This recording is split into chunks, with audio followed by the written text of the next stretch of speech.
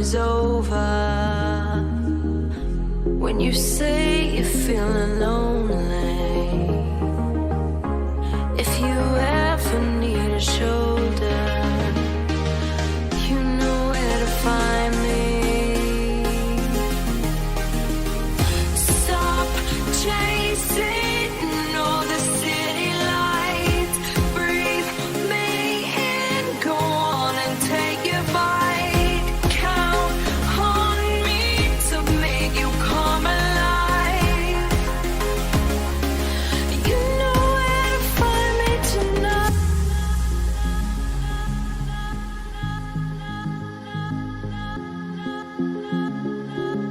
You know where to find me tonight.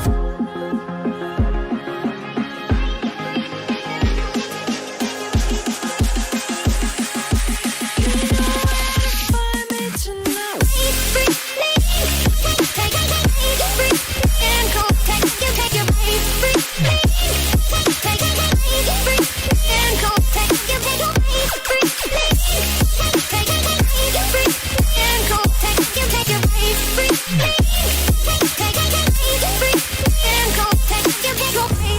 When you feel the world is over,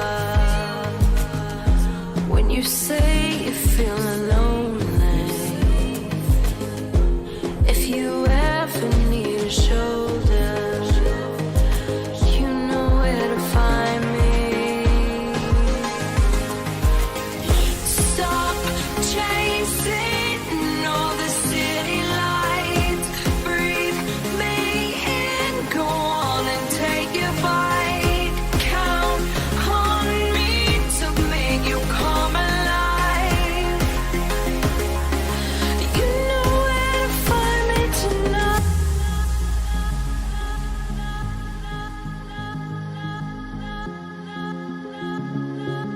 You know where to find me tonight.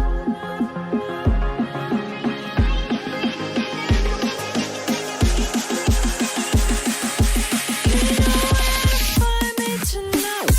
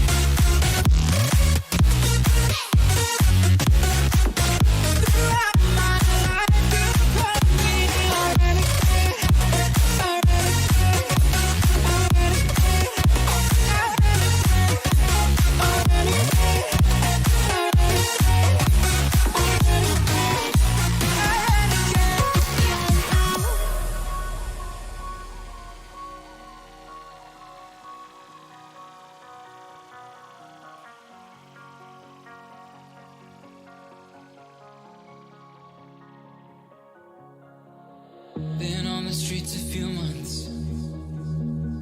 I'm trying to pick myself up. I may be living alone, but I still believe in love. And although my flaws had dragged me down on the coldest night, I'm still kicking around. Then I saw you back before my time was shortened. No, throughout my life you called me a renegade. Throughout my life you said we could start again.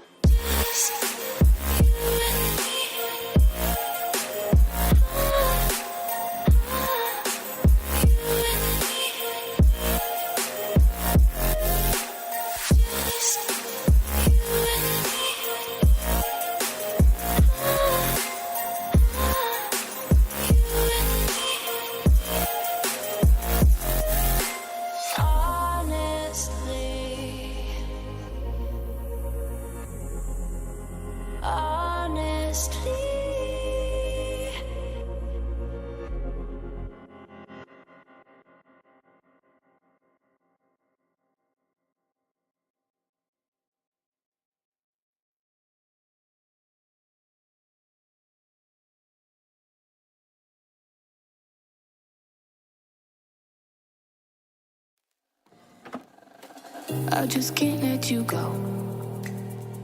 Lord knows that I've tried to.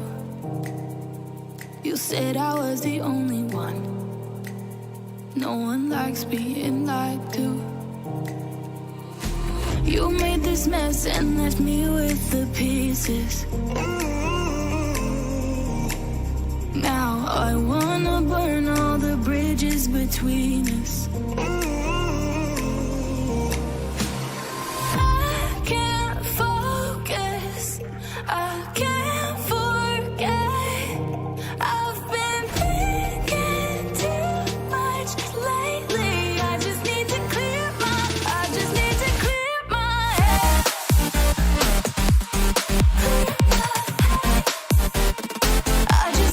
clear my head.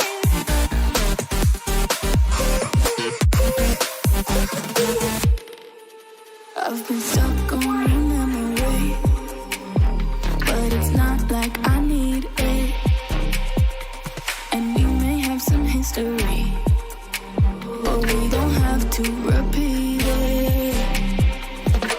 You made this mess and left me with the pieces. Now I'm gonna burn all the bridges between us.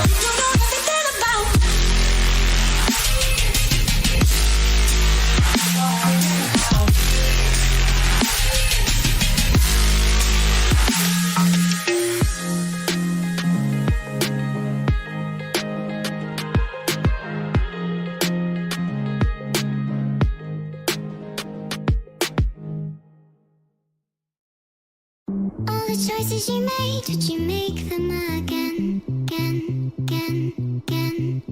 All the lies that you told, did you believe in them? All the choices you made, did you make them again, again, again, again, again, again? All the lies that you told, did you believe in them? Again, again, again, again.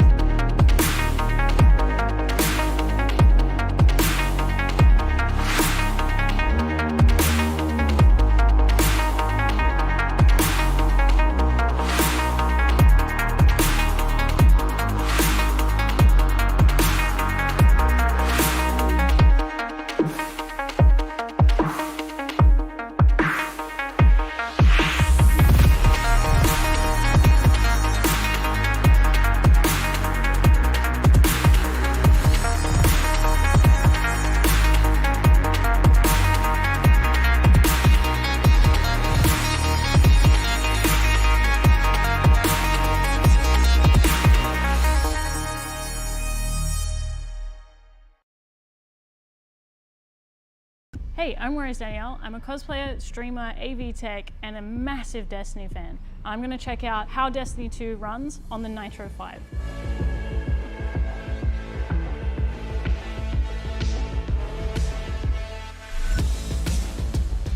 Look at this. Look, bring the camera in. Look at this. This is running Destiny at highest. It's still hitting 60 frames per second. That's insane.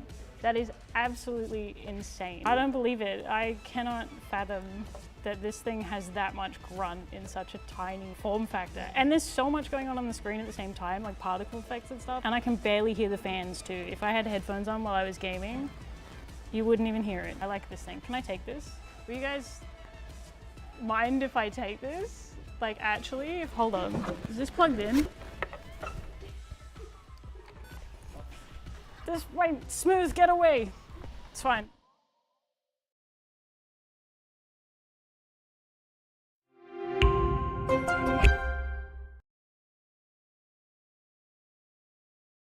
Hello and welcome back to the 2022 Australian Esports University League. This is Season 2 and this is Rainbow Six Siege.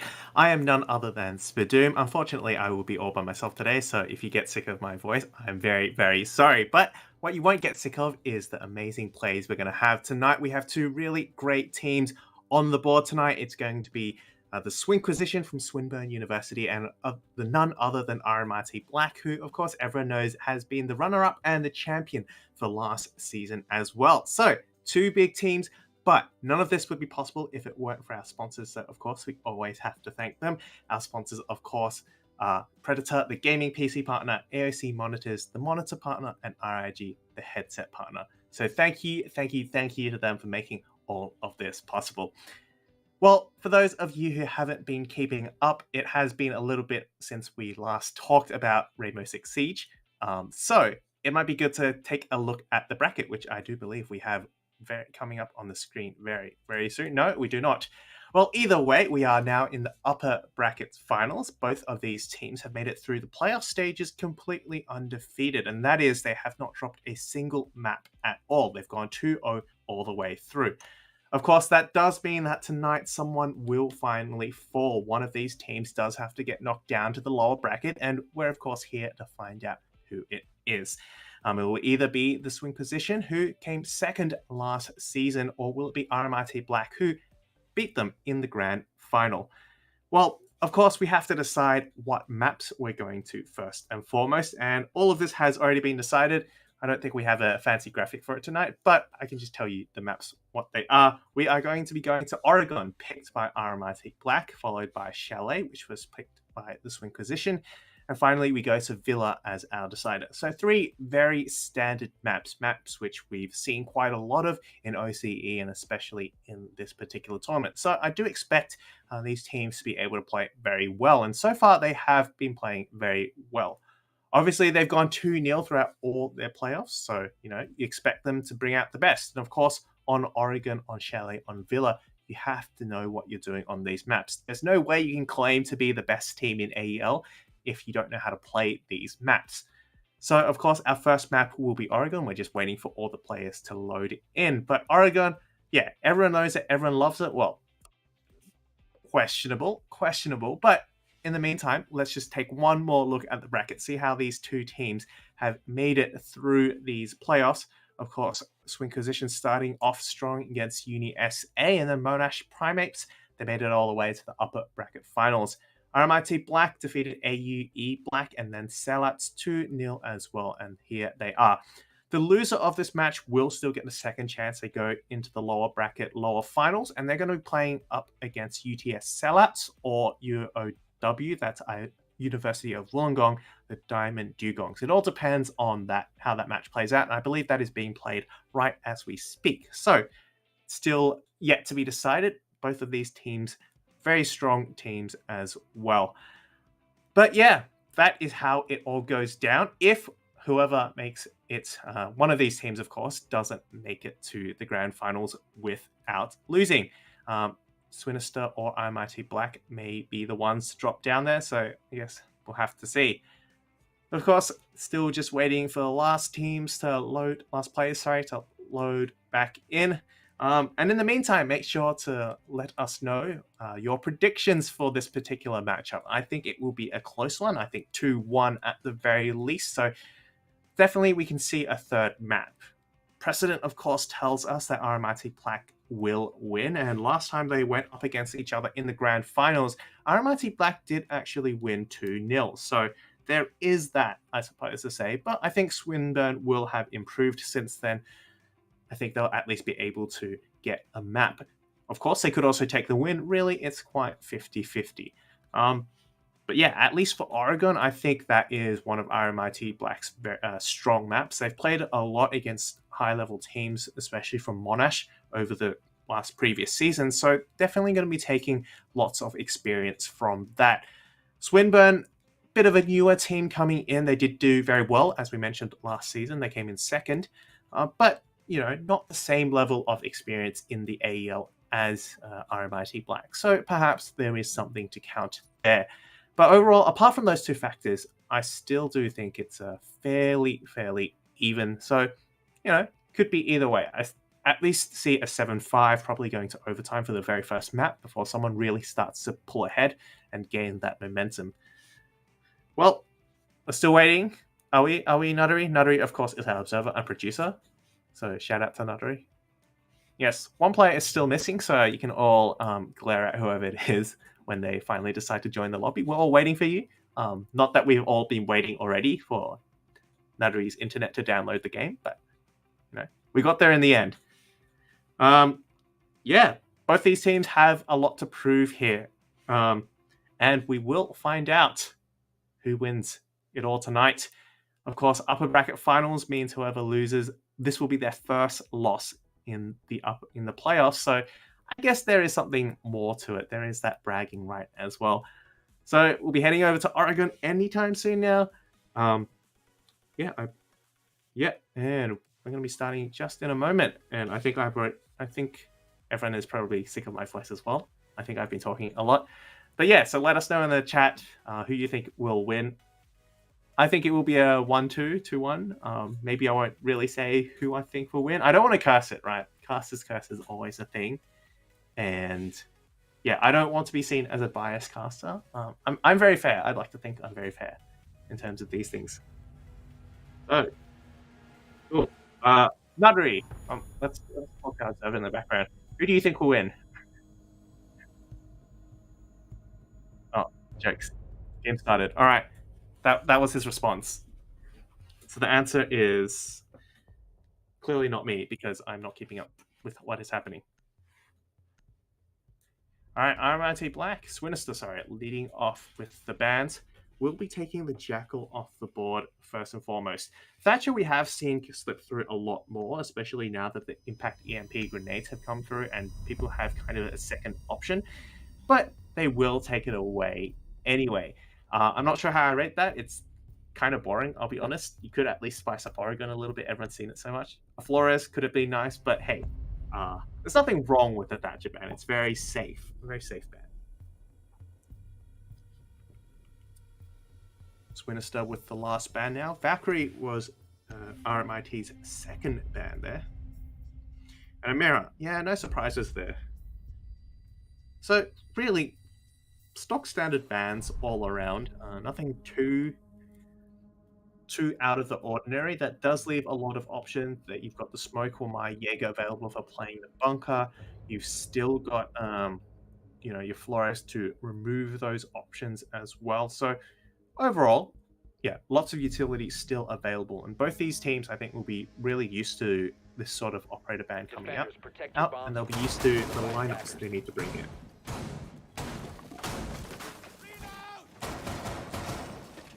Swinister starting off on the defense first. After all, this was RMIT Black's map pick, and Swinister do get the slight choice of side, and of course most people reckon that defense on Oregon is the stronger side.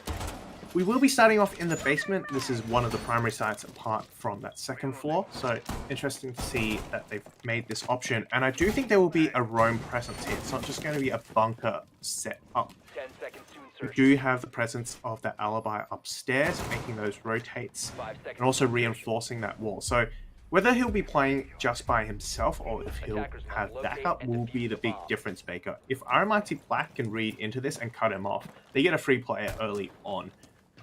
But if Goof manages to burn out a lot of time, then yeah, that could make taking the bunker heavy, the anchor heavy site a lot more difficult.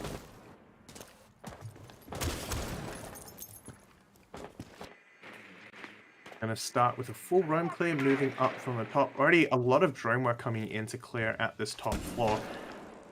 Simon Cowell. I've seen that name, but I forgot who it was already, so unlucky. You're just going to be referred to as Simon for the rest of this game. Goof has already fallen back to that middle floor. He's looking for some early contact, but won't quite find it as of yet. He does know that there is presence upstairs, but the question is whether he'll choose to go back there, or he'll just continue to take some shots and then fall back. I think he did just catch the glimpse of that drone. He'll at least have heard it.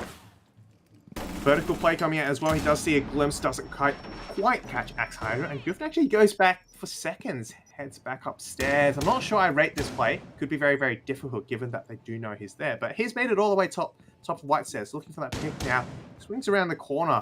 He can hear the buck, but can't quite see him just yet. This, of course, is all down to whether the timing comes through now. Raindrops and the rest. This attack looking to collapse in, but I don't think they actually know he's there. They don't. Goof will find the first pick and a second as well.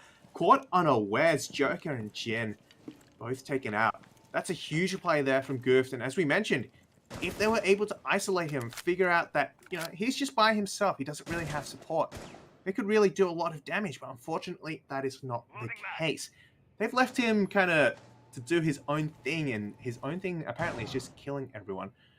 Now with Nietzsche taking out Axe Hydra as well and coming up for support with the diffuser down, this really is not a good start. Black. Raindrops at least will be able to find one onto distance, but Simon Cowell takes a lot of damage in that fight with Goof. However, it is 2 players to 3. It's not undoable, but with the amount of damage that's been taken, and considering you've got 40 seconds left, none of the hatches are open, and there's 2 nitro cells still available for the defenders, it's a little bit of a concern, I would say. Not undoable, but concerning.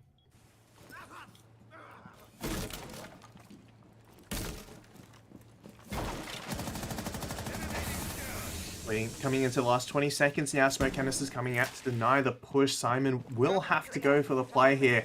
Raindrops as well pushing in from the bunker, trying to get that information before they execute, but I'm afraid it's going to be too little too late. Or will it? He will go for that push. Does know that there's one in the freezer, goes for that shot, does catch the first one, unfortunately does not, just misses that shot. Raindrops cleans up one, but not the second and the third. Swinister with their first round of a really great play coming out of Goof.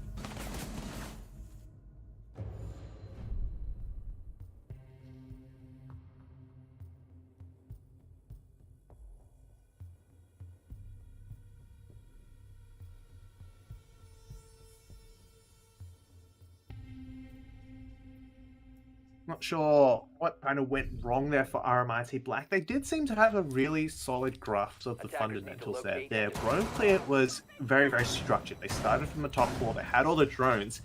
but unfortunately they weren't just weren't quite able to pin down Goof. Seems there was a little bit of miscommunication there. I think they expected him to fall back after being droned out on that middle floor, but instead he went back all the way up to the second floor and just hid out in the kid's bedroom, and that's definitely something I don't think RMIT Black were expecting. So if it's anything to go by, Swinister will definitely be playing a very aggressive approach, Goof especially. He was solo roaming the entire time. It took a while for Nietzsche to actually get up to him to provide that support. So if RMIT Black, on the other hand, can read into this and catch out that roam early on by himself, they can go into that execute with that extra player and take those gunfights. But again, it all comes down to how good that communication and drone work is, and if it's a repeat of last round, then certainly Goof will be running circles around RMIT Black for the rest of this match.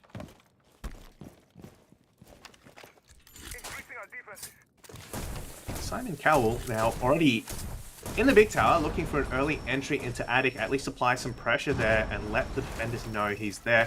Don't think there's anybody really close by, but he's at least doing some damage. Early information, some early pressure as well. It will force Distance to be a little more cautious about playing near this hole, this breach, and it won't let him peek into that into the master bedroom from that breach, and that's one of the advantages there. It does clear out that master bedroom area for your entry.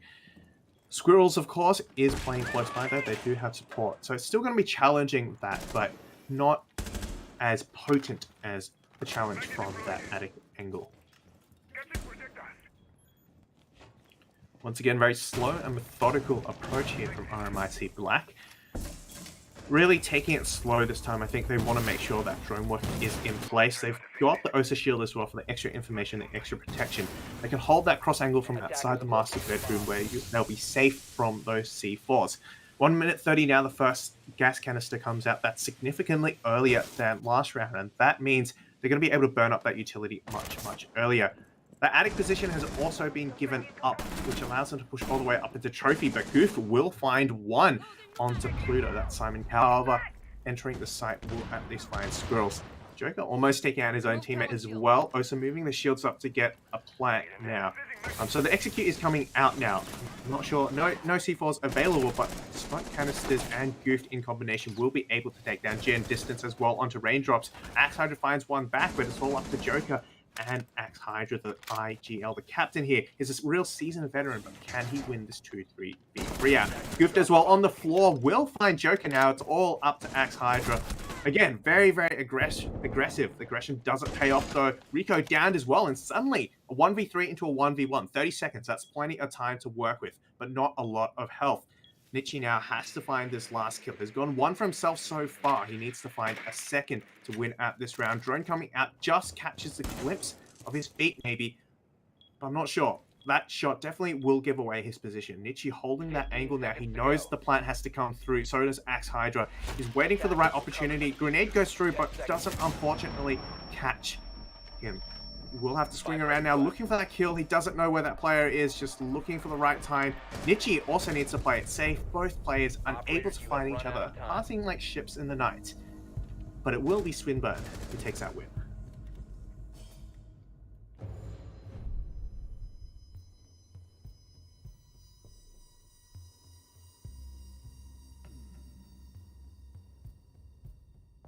That was a really good attempt there by Axe Hydra, I think. The fact that he was able to punish the aggression coming out from Goof, who I think got a little bit carried away there. Just a little bit. And then Nico just being unaware of that angle. Unfortunately, shield didn't cover him entirely. That dropped it down from 3v1 into 1v1, and it could have gone very badly had Nietzsche just been in the wrong position and been caught off. So it is something that I guess RMIT Black want to catch on to more, whereas for Swinister, it's certainly paying dividends. The aggression from Goof has worked out really well, 5 and 2 right now, with 2 assists as well. So that's a 2.5 KD, certainly leading the pack here. He's got more kills than the rest of his team combined. I think RMIT Black do need to be a little bit more careful. They need to predict the aggression that's coming out from Swinister. They do need to kind of be ready for him to be swinging things and being in positions. he really shouldn't be in. Once they get a hang of that, I think they'll have a much better chance. So far, Gooft certainly is one of the key players, the star players here. I think the other players haven't really had much of a chance to shine, so perhaps I could be wrong. Perhaps they'll still do really well after Gooft is taken out, but certainly it does seem to be a bit of a single point of failure. Take out Gooft, and you've got a pretty good chance. Of course, I could be wrong. The rest of Swinister could certainly be very, very good at this, and I don't think they made it all the way here to upper bracket finals just off Gooft killing everyone. I hope we do get to see that, because so far Gooft is just killing everyone, and you know, it makes all my analysis pointless, because you talk about utility and all of that, and Goof just goes, haha, alibi gun go brr, and you're just like, oh, okay. Alright.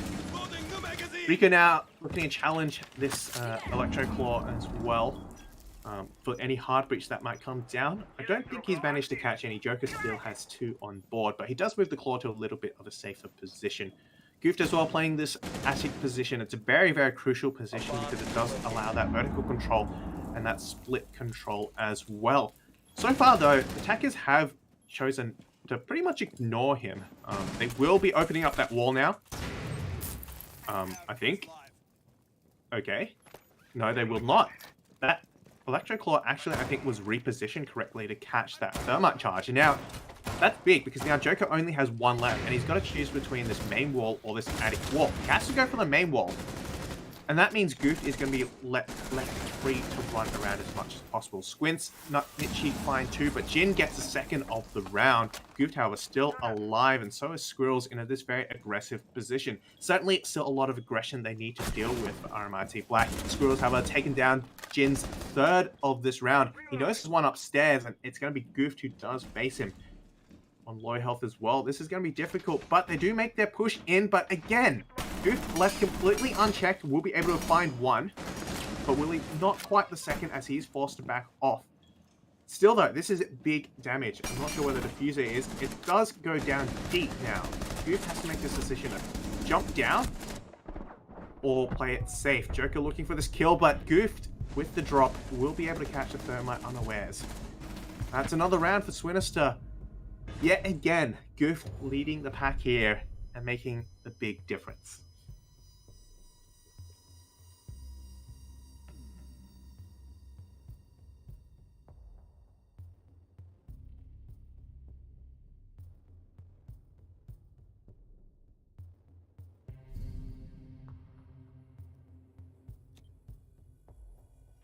I can see the OSA strategy being really, really potent on that particular site. You do open up the stage wall and you simply walk on the site flat behind the OSA shield. It works very well. The problem is that all hinges on being able to take vertical control. You do need to at least deny any player playing the attic hatch. And to do that, you need to at least open up the wall. And RMIT Black weren't able to do that. Of course, it was tricked by the Electro Claw. And since they only had 1 charge left, they had to, you know, dedicate it to the main wall. And that really sealed the fate for RMIT Black, I think. We saw Goof able to get that kill from the vertical. Of course, drop later on to take out Joker. And yeah, it is something I would comment on. If I were RMIT Black, if I were doing that attack again, a second hard breacher certainly would have been helpful. Just rethinking how they approach that site. Reapproach though they will for this basement site. This, of course, again, one of a lot of kills from Goof. The last time it was a full roam clear, but unfortunately just missed out on Goof's position. So this time they will have to make sure he doesn't get away again. And before any players come out to support him. Nitchy as well has been, you know, hard at work. He is the shotgun player, so we'll be making those rotates. And certainly has been hard at work providing that extra support to Goof when he needs it. Entering now from the 2nd floor. Once again, a full roam clear. The question, of course, is where has Goof gotten to? Once you find where Goof is, that's the big question. He's over in Big Tower near the meeting door. His position has been given away. So the vertical will be fairly free to play this time. He won't be able to make it back through attic unless he takes some time to open up a rotate or it's pre-placed, and that at least attracts noise. So Goof certainly not able to have the same impact as he did the first round, or at least so far. And certainly with the vertical being played here, it's going to cut off all the rotates. Jin, however, will be the first to go. I spoke too soon. There is a punch hole in meeting, and that's a buck god. He's done a lot of vertical destruction, but hasn't opened up any of the hatches yet. You do still have the Barner to work with, but you know, honestly, at this point, I feel like his job has been done. He's played the soft destruction. Now it's just a matter of the Barno coming up to open the hatches, even though she's over on the wrong side. Okay, a bit of a misplay there. Those impact grenades don't last for very long, but I think they'll be at least able to open up the security hatch. So it's going to be a freezer laundry take, especially since this hatch is now electrified. Yep, a lot of players grouping up in the freezer. And they're actually going to make a second attempt at this hatch, if you'd like to see that. So, they've got a lot more options. It is late, but they've got options. They can... Well, no, they don't. Not anymore. The Electroclaw trick does come out. Pluto does land a grenade onto distance, evening out the kills, but the options of entry are really limited now. Hydra gets Nietzsche, but Nietzsche has already done the damage. Raindrops taken down as well. That's a flot. That's a lion, sorry, so no more scans. The aggression can be unchecked, and those late round flanks will be handy. Going in through the laundry now, they have to push through the smoke canister. Pluto does find one, and a second as well. Suddenly things have changed. Squirrels just needs to stay safe, but he does get taken down. Yana no longer has a gun 6, she has a real gun. And with that, RMIT Black able to take the first round, a much needed round on their map pick, but boy was it a bit too close for comfort. A lot of key, I think, opportunities were missing. They didn't have that main hatch open, and so they were forced to go through that freezer laundry push. It was a little bit telegraphed there. Fortunately, off the back of some really nice kills from Pluto pushing through that freezer, they were able to make it work. But certainly, you don't want to be relying on it every single time. Swinister, on the other hand, are more than happy to rely on Goof killing everyone, though that didn't quite work out this time. He is on 8 and 3, so making a bit of a name for himself on this map. He's doing very, very well. On the other side, Simon Cowell, aka Pluto, also doing pretty well. He did lead that charge with a 3k there to at least bring around that RMIT Black here. So, 1 and 3 is where the score currently stands. We go back to the basement, which is now a 50-50 chance for either side. The important thing, of course, is for RMIT Black to get at least 3 rounds here. That's the best they can manage. You want that buffer going onto the defense, whereas the Swinister, they also want those extra rounds because, as we mentioned, difficult to attack map. Having said that, I think the attacks have been done pretty well, and we are seeing teams adapt to it pretty well. So, I guess it's still early. The next 2 rounds will really tell the difference of who is better in terms of this map.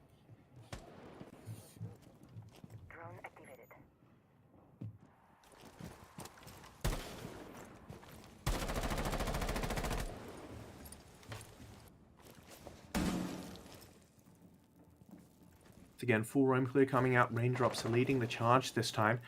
I want to make sure that Goof is not left roaming around. Those meat jammers will prove to be a little bit more difficult. They will slow down the droning at least, but it is fairly effective. Raindrops isn't having to drone himself in. There's Jin to provide backup on the cross. And we have who's on drones? Probably Axe Hydra at this point. So, a little bit of a different approach. Goof has already fallen back. It's only been a minute, and we have all 5 players just kind of bunkered down. And on the one hand, I'm not quite sure I rate this approach, given that Goof has been so successful on the roam. But at the same time, I think RMIT Black is starting to figure things out, and you don't want to rely on a solo roamer to do all your damage all the time. Distance will try to take a shot, unfortunately does miss out. Axe Hydra will ping him for a little bit, but both players escape with their lives for now.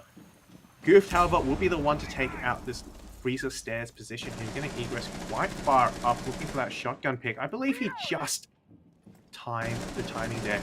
Just may have missed Axe Hydra rotating away. He's also just focused on the ground level. We can't quite see the feet of that player Shot coming out now. Jin does take some damage, Goofed as well, but so far both of these players still alive. In fact, all 10 players still alive. 50 seconds to go. It's going to give a very explosive entry.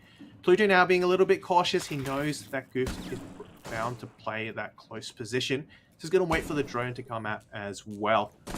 Looking for elevated head height. Head glitch as well. Doesn't quite find the shot. Both these teams now kind of biding their time, but time is on Swinister's side. It's going to be up to RMIT Black to make that push, to take the initiative. Push does seem to be coming in from this Laundry side and Freezer side. It did work for them last time, but with still 5 players remaining, 20 seconds to go, less than that, will it work out for them? Smoke Canister is in the way now. It's going to be a brute force through the Laundry. Distance does take down Pluto. No more 3k for you. Raindrops pushes through, but 2k as well. Goofed on the shotgun. And Swinister take another round after a bit of a stumble the previous.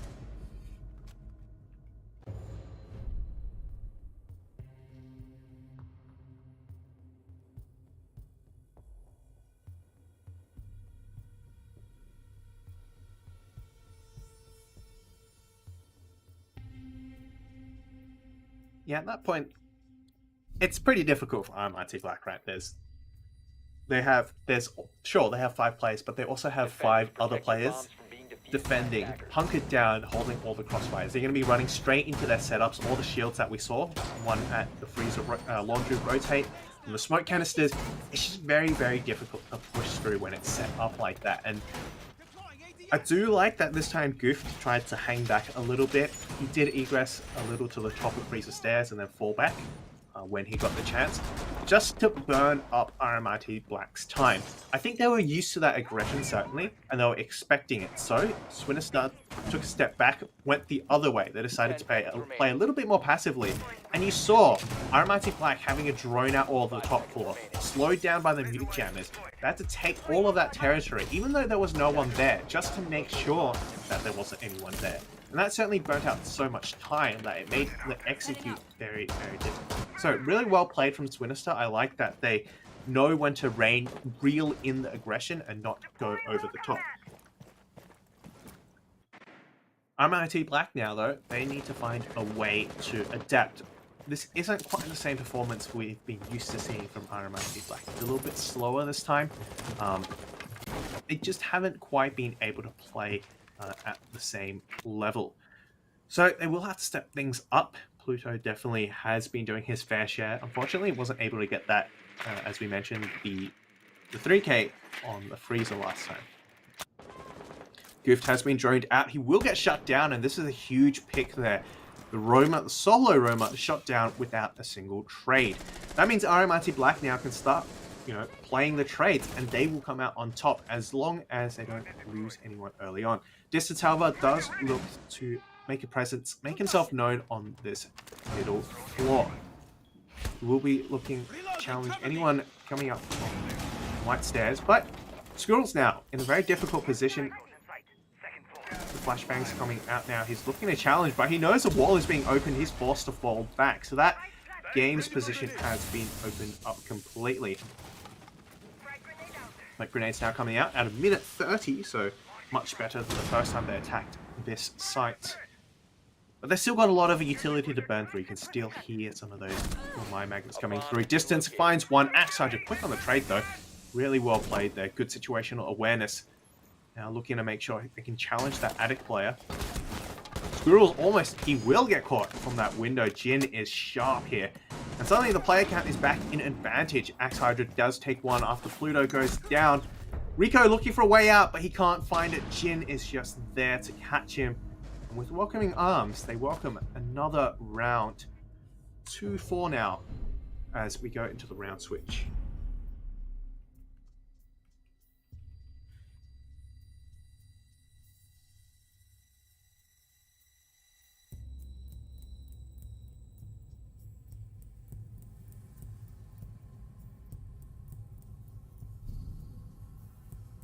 Well, they've shown us they can do the damage on defense, but can Swinister also prove they can attack?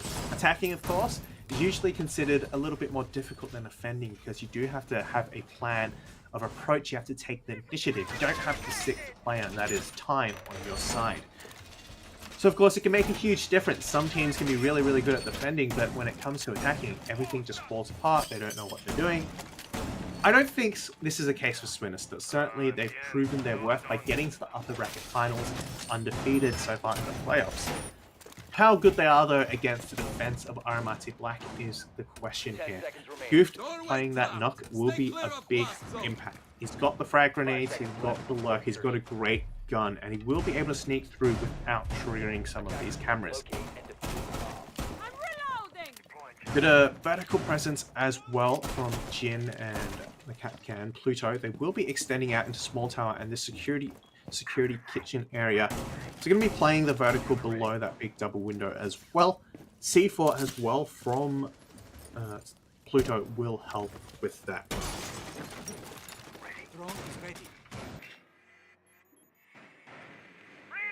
We're looking to make his way into the armory side. He does detect that. At least there's a mute jammer. It's going to slow down his progress. Nietzsche will be at least able to give some information with the Ursa shield, but they're afraid. I would be afraid of C4s, and I would also be afraid of Jin. Does manage to find one onto Squirrels. That's a sledge off the board, and that's a huge pick. Well, 2 sets of frag grenades gone. Goofed, however, does take a bit of damage. I think it's a bit of a gunfight with Joker, but so far both players are alive. Goof does want to keep himself alive. He is such an excellent fragger, and to give it up for, you know, minimal territory gain really isn't worth it at this point.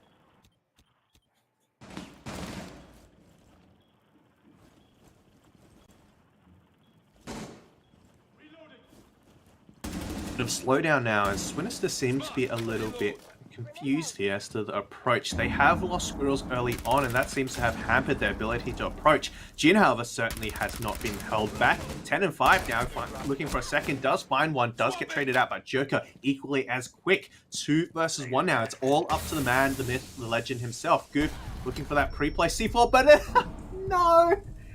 It will be Pluto with the Capcan mines. Catches the best of us out all the time. In fact, it works a lot better on good players because they're not going to be looking at the floor. That's going to be a bit of an annoyance to Goof. He certainly could have made that work. The grenade was going in the right position, I believe. He was kind of aiming at that that corner position, and he would have turned it into a 1v1, and certainly with a player like Goof, very, very doable. Fortunately for him, he just misses that Capcan line, and RMIT will be able to take the first defense. 2-1 in terms of the final player count when it finally ended, but I did still think RMIT Black had a better hold on that round.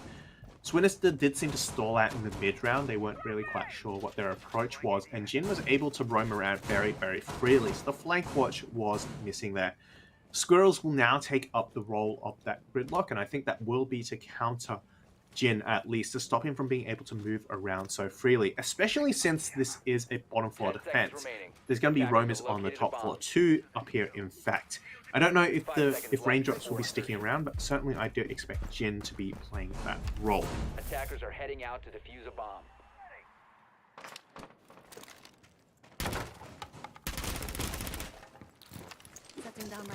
Jin getting a little bit cheeky there, early spawn peek with that alibi as well to cover his back. That's going to slow down the attackers a significant amount, I think, especially since they know he's up there and they can't just leave him there. The other option, of course, is to get Squirrels to put down all the gridlock tracks, but that relies on speed of execution. Swinister need to quickly take that time to execute before Jin can remove those tracks and come back down on the roam. So a big if there, and given the slow pace of Swinister's last attack, I would be a little bit concerned. Nietzsche now knows there's a player upstairs, so is being cautious of the hatch for good reason. It is dangerous, and he doesn't want to lose his life going for the hatch.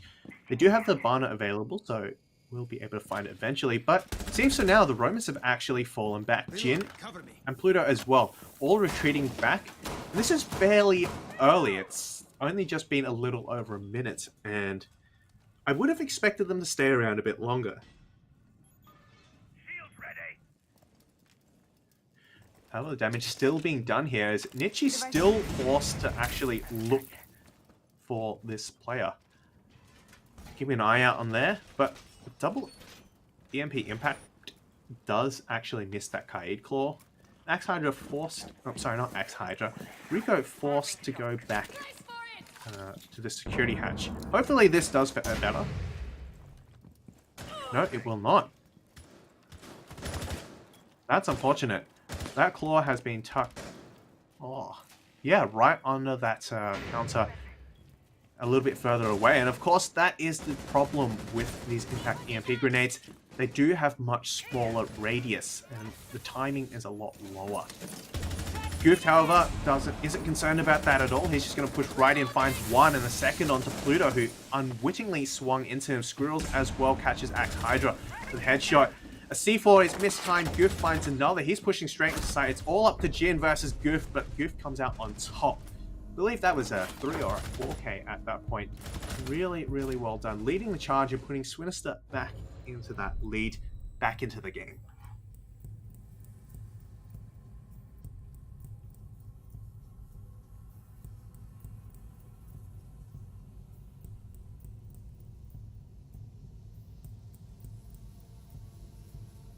Well, Goof has been having a pretty good couple of nights. He did play, of course, in other tournaments a couple of days ago, and he, of course, managed to upset the top team in their league. So really well done. I assume he's taking that same energy, bringing it to here. 15 and 6.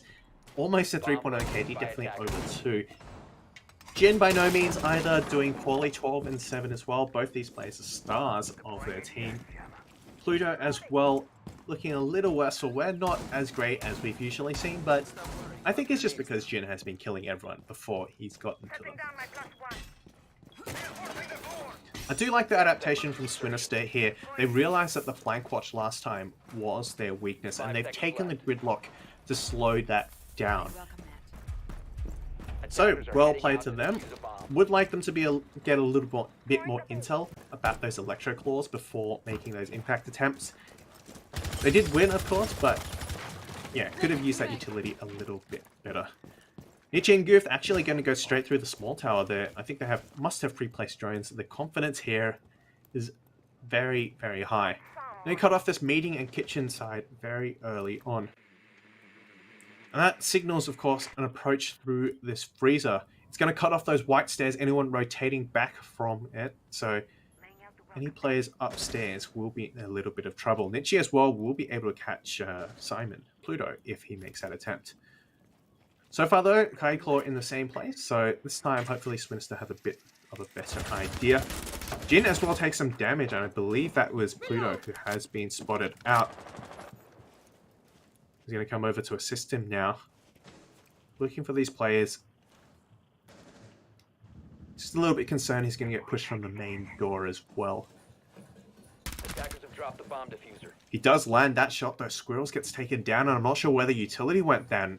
If those canisters hadn't been placed, then Jin is going to get free reign. He's going to be able to move around very, very freely. Raindrop's also there to support.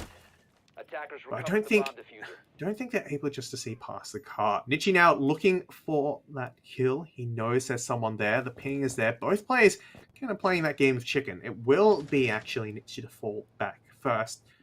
Pluto, however, unaware, is going to continue to hold on to that.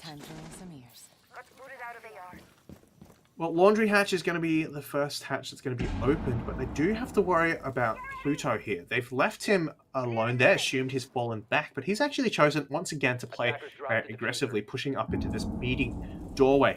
Of course, that meeting hatch is a really important hatch. They're going to go for it, and so he knows that he's going to find someone at least. Does miss, unfortunately, his shots. Can't quite find that connect, but he's making himself known. That's going to slow down the attackers even more. A grenade there from distance goes Ori, lands on Goofed instead. You don't want to be, taking out your best player. Distance low as well. Suddenly, RMIT Black are looking like they're going to be in a 4v2 position. And again, attack stalled out.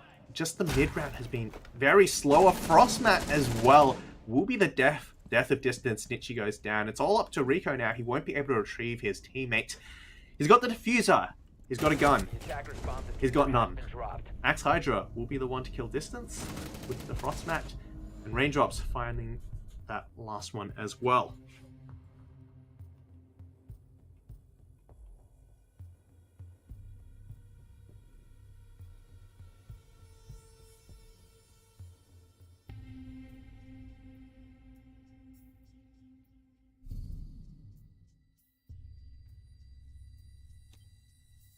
Attackers need to locate and defuse as many bombs as they It can. does seem to be a little bit of a pattern that the mid-round for the Swing Start is a little bit slow.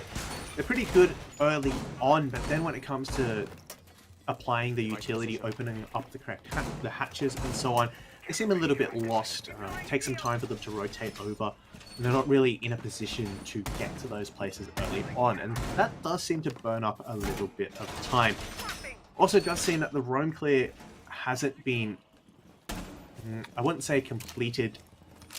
Yeah, I would say it hasn't been fully completed. Pluto was still upstairs, and he could have done a lot of damage to that player rotating into meeting. So Attackers are moving out to locate a bomb and defuse it. perhaps the attack just not as sharp as their defense. Swinister certainly very sharp on defense. No one can argue with that. And Goof's still very, very sharp, but it does seem there's a couple of things they missed out here and there which are costing them the rounds.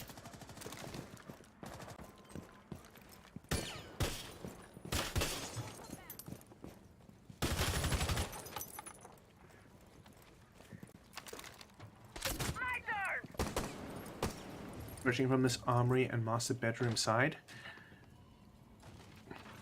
are going to be able to take out one banner battery at least. That leaves the wall free for that opening. That's a really important wall to open. That is usually your main point of entry. Do you think they'll also be taking Big Tower? They do have the Maverick to make light work of that.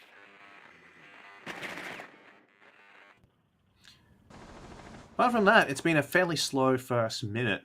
Attackers just looking for the right information, trying to find where these players are. Squirrels, I think, just looks away at the wrong time. Forced to fall back a little bit. Does know there's someone behind that wall, and he's going to back off. Rightly so, I think.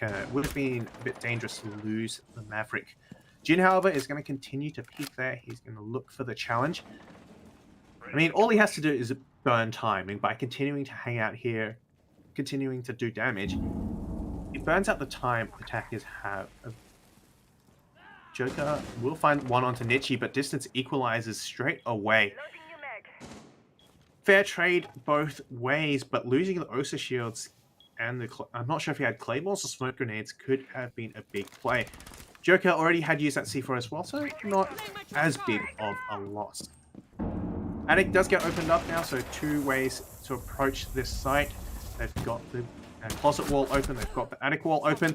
Goof does get taken out by Axe Hydra, rotating from the kid's bedroom side, and this does change things because now we've got less than a minute. Roamers still have free reign, and the player advantage is definitely in RMIT Black's favor.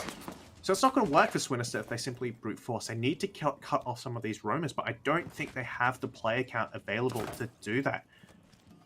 Two already in attic. One does go down, distance does find death. However, two quick kills coming out. Pluto and Jin to clean up the last of the defended attackers. And once again, Swinister full shot here.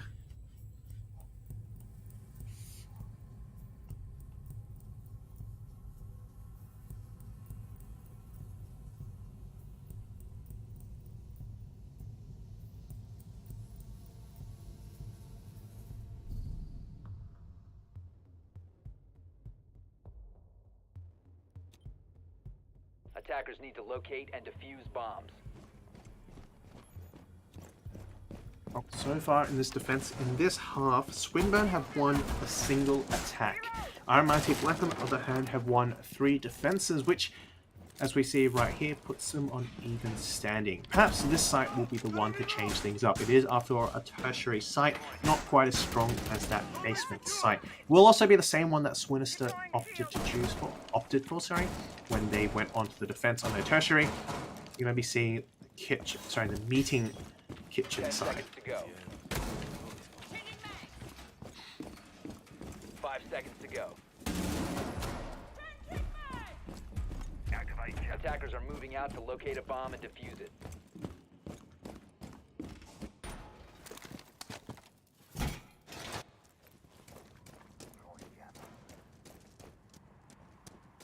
Last time RMIT Black went for this attack, it fell apart because they didn't take the attic position. The question is, of course, whether Swinister will learn from those mistakes. Are they going to dedicate players to opening up the attic? It seems they've made a similar mistake. Well, I'm not sure if it's a mistake quite yet, but they have only got a single hard breacher. And while it's a very reliable hard breacher, you lose one of them and suddenly your options are drastically limited. Would have liked to have seen an ace, but, you know, guess we can't. Guess not everything is perfect. So we'll have to see how Swinister plays this out.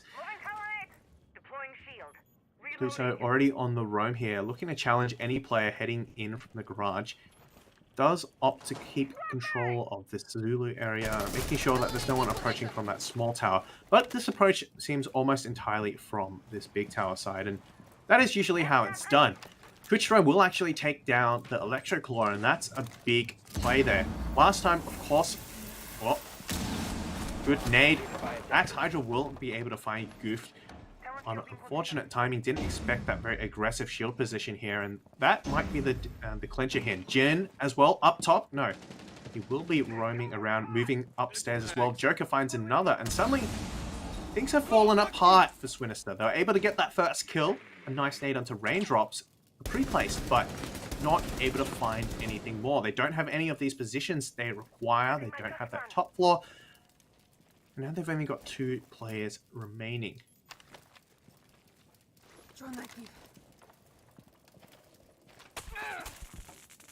Girls now looking to push in from above, and this does give them a little bit of rain to take that plant, but Joker with the nice angle from behind the shield will find him.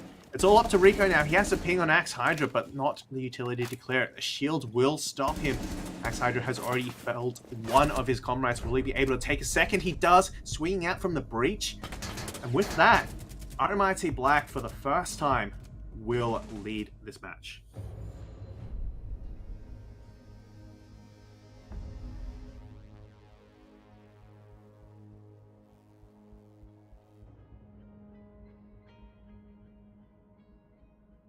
The time to do it as well. It is, of course, round number 12.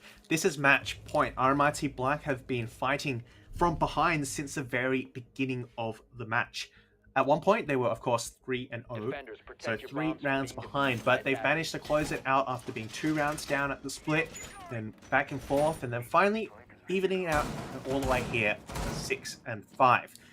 Swinister now are going to be feeling a little bit of pressure. They did have a good lead, but they've let it slip away. RMIT Black, certainly the mental will be at a really good state. Both of these teams, however, need to make sure they keep their calm. It's a very important point here. RMIT Black will win this, and they take it to the second map, winning their own map. If Swinister win this round, they at least take it to overtime, and that forces a reset of things, and then things change once again. You start on a fresh slate once again, and then Swinister could certainly have an opportunity to take RMIT Black's map pick away from them. Of course, it's all going to come down to Jin and Goofed, 15-8 and 16-9. Both players leading the pack here. Of course, I think they're certainly enabled by their teammates as well. Axe Hydra has been doing a lot of work as well, 10-4. Raindrops as well with the mute plays, slowing down a lot of the drone work. Whereas on the side of Swinister, Rico is certainly the hard breacher. You know, you don't talk about the hard breacher until you realize you don't have one and you need one. Nietzsche as well with those drones, the OSA shields has been providing a lot of information that would otherwise be missing.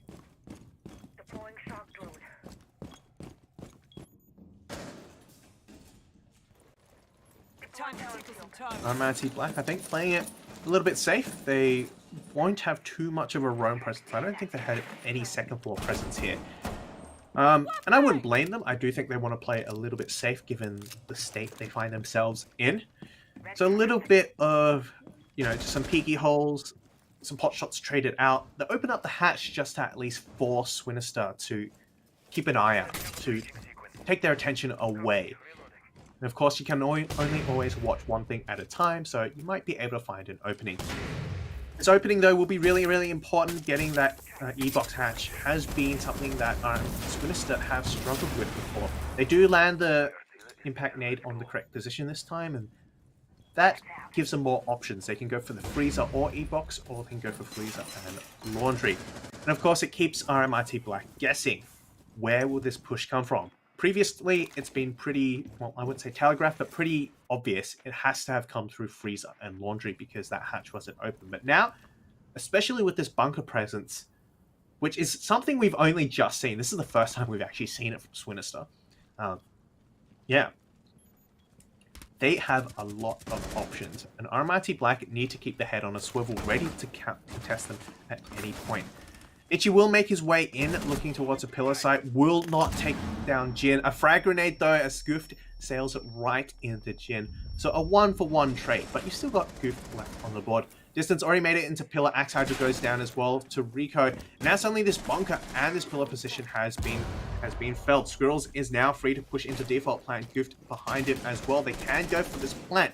Rico ever taken down low. He might be able to get away. He does so far. Pluto not able to find that kill. As Rico goes to a plant now, it's going to be all up to raindrops. He can't find it. And Goofed again, a third. And a team kill as well on the way out, but hey, look. He got his job done. A round's a round, and what a more important round than that one. 6-6 now. We go into overtime. Everything is reset. Swinister now have a chance once again to beat RMIT Black at their own game, to take this away from Oregon.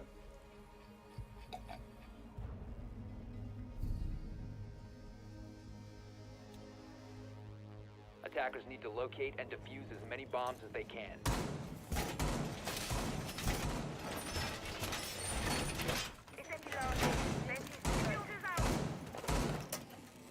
Device placed.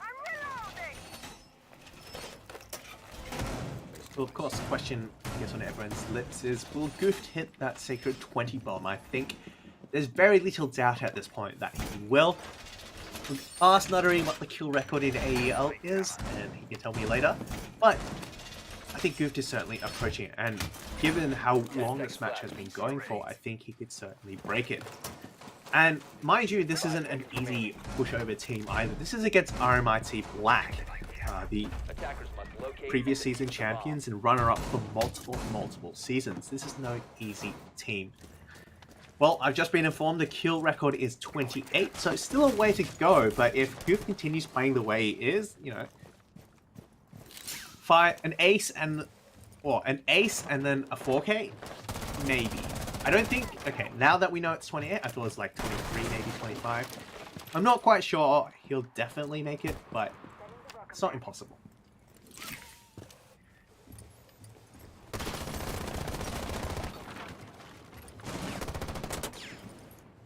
That was a dangerous position, dangerous game for Raindrops to be playing.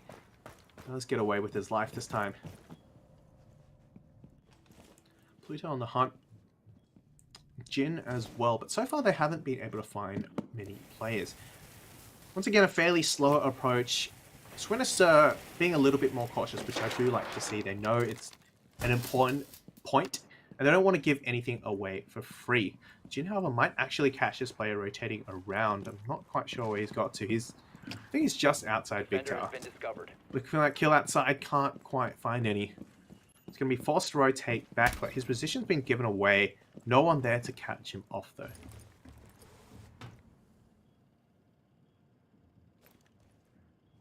Yeah, a slow approach in this mid-round, and something I'm a little bit worried for RMI, for Swinister. Not worried about that nade, though. That's... Oh no, that's unfortunate. I think he was on a hard... Oh. Maybe. I think it might have just exploded a little too early, and Pluto will catch Goofed on the way out. And no, he will not be breaking the kill record, I'm sorry to say.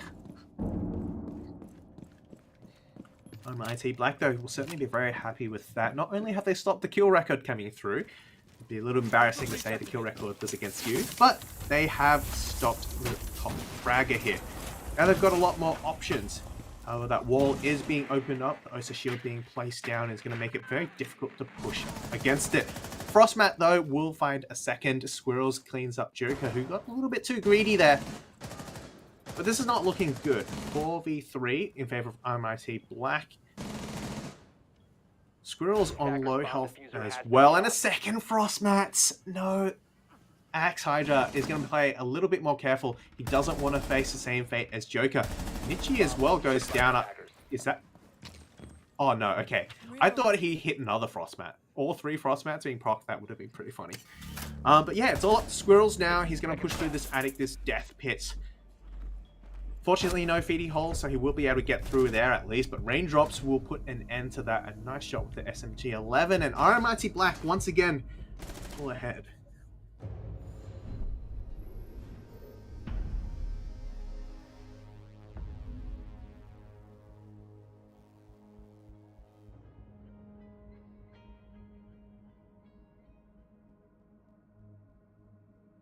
I think those Frostmats were a little bit underrated there, really.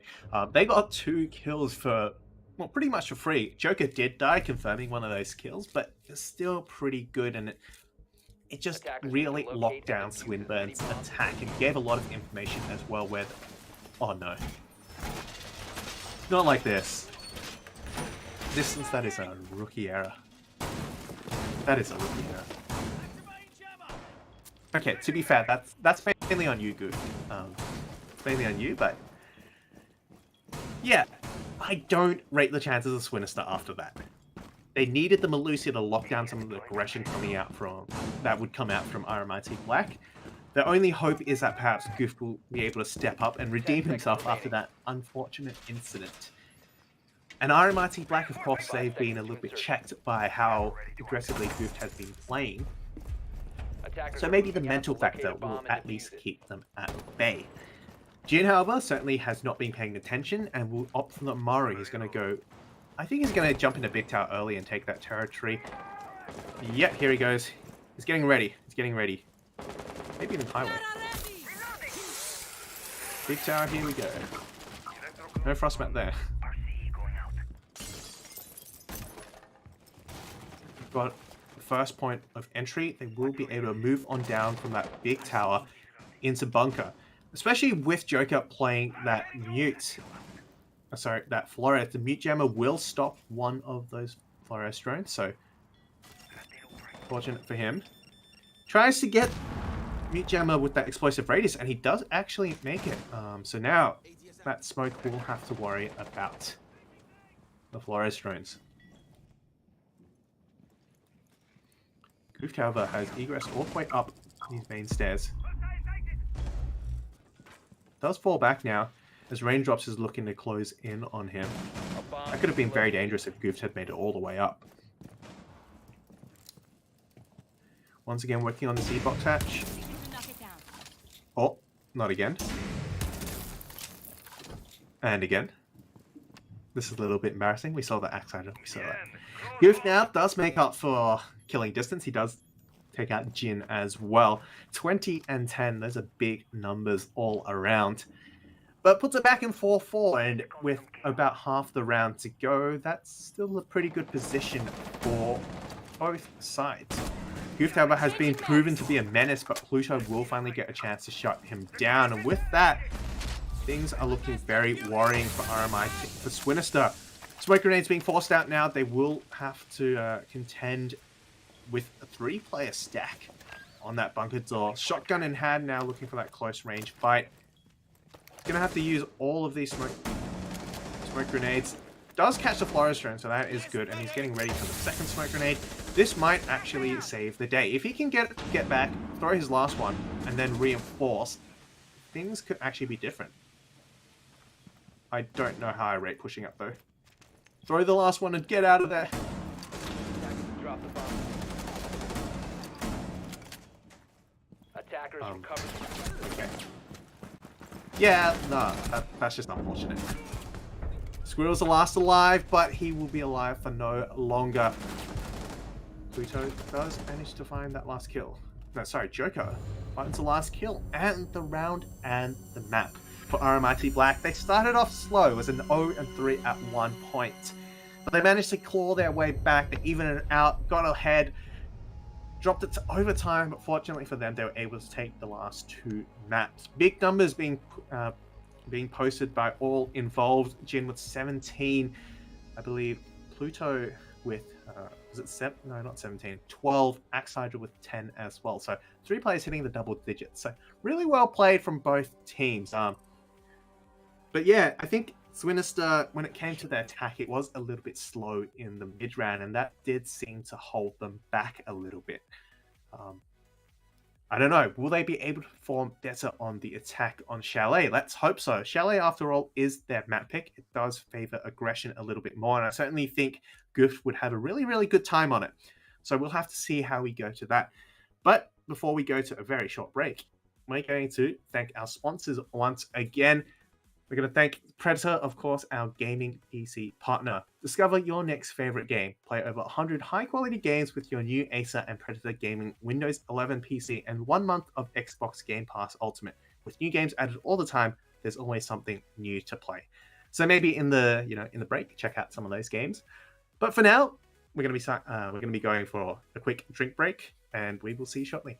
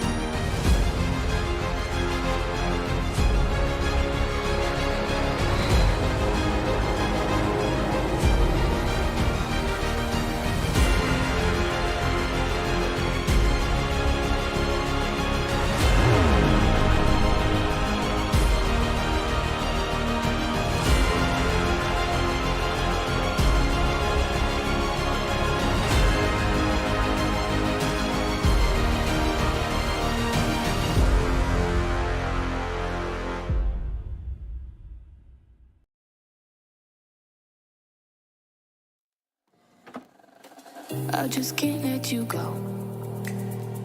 Lord knows that I've tried to.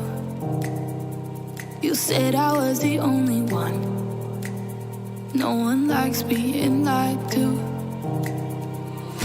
You made this mess and left me with the pieces. Now I wanna burn all the bridges between us.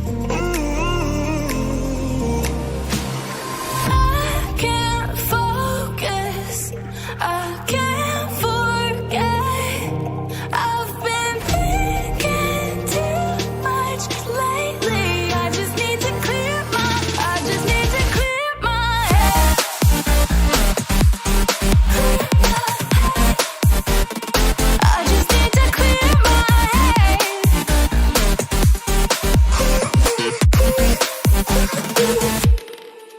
I've been stuck on a memory, but it's not like I need it. And we may have some history, but we don't have to repeat it. You made this mess and left me with the pieces. Now I'm gonna burn all the bridges between us.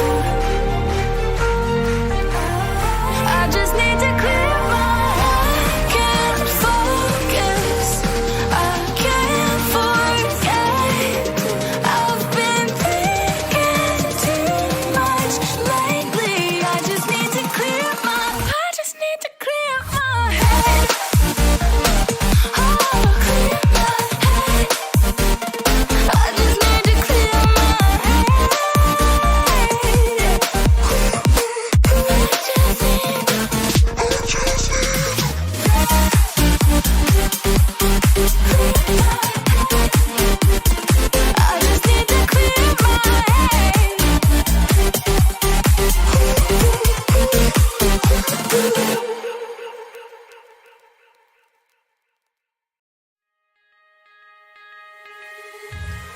my mind, sustained with hope, and you were sure I couldn't agree that we were meant to be. That our love is what they talk about in movies. Our love is what they talk about. What they talk about.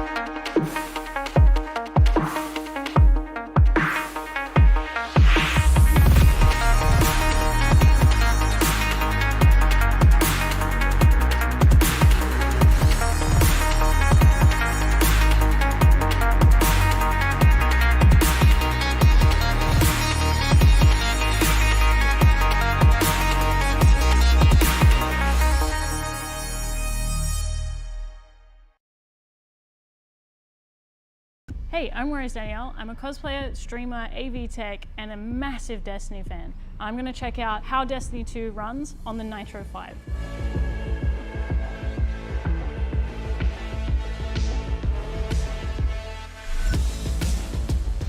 Look at this. Look, bring the camera in. Look at this. This is running Destiny at highest. It's still hitting 60 frames per second. That's insane.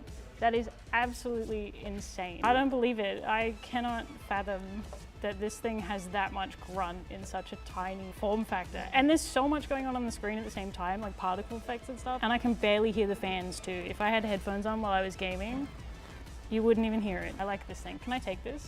Will you guys mind if I take this? Like actually, hold on. Is this plugged in? This way, smooth, get away. It's fine.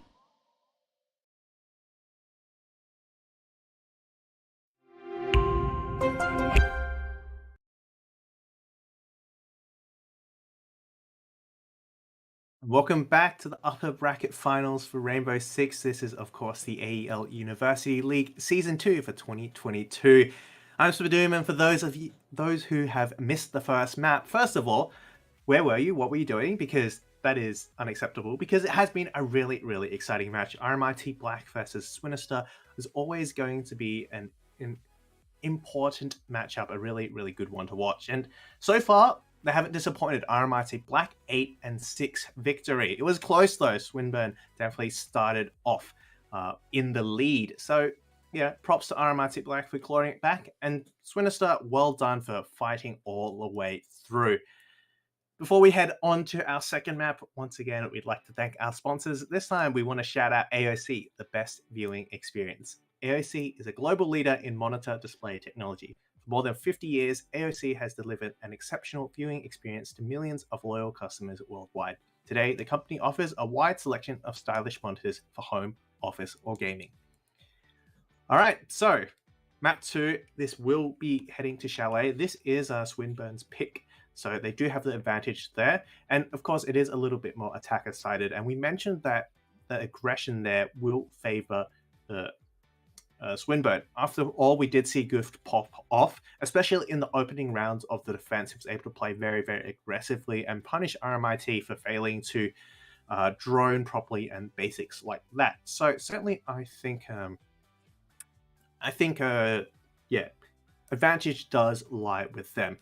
However, of course, RMIT Black are seasoned veterans as well. They will know how to play Chalet. It's a staple. And coming off the back of a very grueling win, I think they'll have the mental advantage as well. They're going to be feeling really great, being able to fight from a losing position all the way up back to the lead. Whereas for Swinburne, it might be a case of, you know, we let slip a really, really good opportunity to take the first map and RMIT Black's map pick. So that could play a part here. Having said that, it is a second map. Things have changed. It's a refresh. I certainly expect these teams with the kind of caliber of talent they have here, they're going to be able to find ways to get past that mental block. And ultimately, it's going to come down to who is the better player, better team, sorry, when we get into Chalet. Well, we're just waiting for the last players to log back in after getting their drink. I certainly needed a drink after talking for so long, so hopefully not everyone is sick of me just yet, but I'm going to be here at least for another map, okay? If depending on who wins, it could be one map, it could be two, we could be in for a long night. Villa, of course, is the third map, the decider, and that I think falls fairly even, I would say, between both these teams. I think both these teams would play a good Villa and would be able to handle that very well. So I wouldn't say that, you know, the last maps favors either side. I think it's a good decider. Could have been something like a skyscraper maybe, or a theme park. Oh no, skyscraper would have been a pretty good option, but they banned it first off the bat, so it's a shame. It's not Clubhouse though, or theme park, which I think would have favored perhaps a slower style of RMIT Black. And yeah, Chalet as a second map as opposed to Decider does help, I suppose, RMIT Black if they want to hang on to having a fair or balanced, at least, Decider. Well, again, the score for that last map was 8-6, and yeah, went to overtime. Both sides had a 4-2 defending half. Swinburne started off on the defense and managed to take 4 rounds against RMIT Black's 2, and the first 3 rounds were all in favor of Swinburne. So it did take a little bit of time for RMIT Black to warm up, but once they did, they certainly got back into the swing of things. And afterwards, Swinburne did seem to suffer a little bit on the attack. We mentioned it before going to the break. It was a bit more slower in the mid rounds, and that may have cost them time and extra picks they might have needed when going for that execute. We'll have to see whether they suffer the same problem here on Chalet. It is quite different in terms of the way it plays out. It favors aggression a bit more. So, maybe they won't have that same problem, and that aggression, they can let it run free and really punish RMIT Black for playing passively. Certainly 2 highlight players we want to talk about though, Jin and Gooft. Both Jin, I believe, was on 19 kills. Gooft, I think, had just 1 more than him. Yeah, something like that. So yeah, both putting in the hard yards for their team. Gooft, of course, we often saw leading the charge on that Sophia, and also a lot of the time on that aggressive roam plays. Both players played the alibi on the defense. I think the difference was that, in fact, no, actually both players, I think, played a bit of a solo roam. Gooft more so than Jin. He seemed to hang back a little bit with a bit of support as well. But certainly Gooft was able to do a lot of damage even as a solo roam. So, there's things to be said about both players, but certainly very, very mechanically gifted on both sides. And, in terms of head-to-head gunfights, I'm not too sure who actually won out more. I just wouldn't have been able to keep track of all of that with so much going on, but certainly both star players.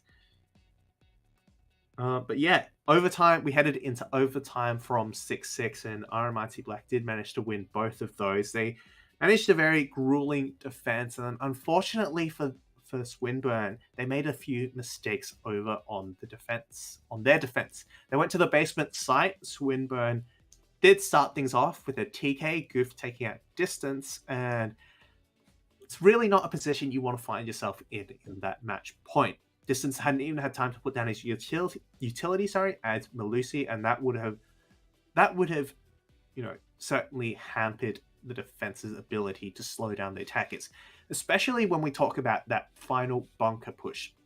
A bunker push, you usually have a Malusi device on the wall to slow down the attackers, and it makes them more vulnerable to that elbow player, the smoke canisters, but that wasn't there. And then a bit of bad luck, the elbow player wasn't able to hit those shots. Maybe should have backed off a little bit earlier and reinforced up that wall and kept themselves alive. But unfortunately, they weren't able to do that. And RMIT Black were able to push in through that opening and take the win.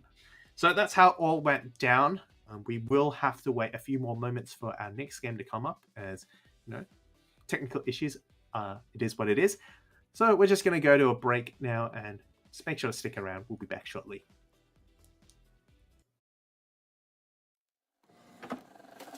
I just can't let you go. Lord knows that I've tried to. You said I was the only one. No one likes being lied to. You made this mess and left me with the pieces.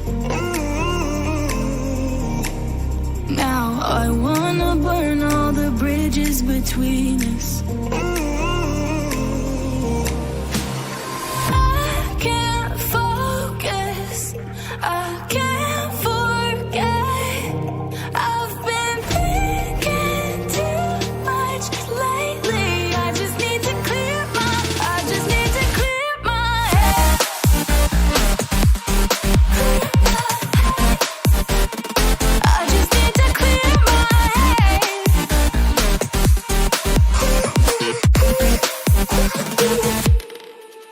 I've been stuck on your memory, but it's not like I need it. And we may have some history, but we don't have to repeat it.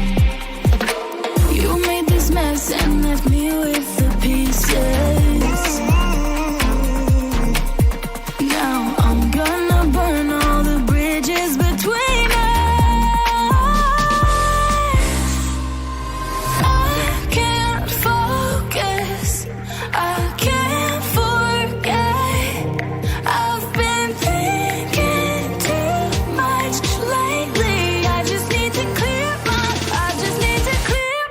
head.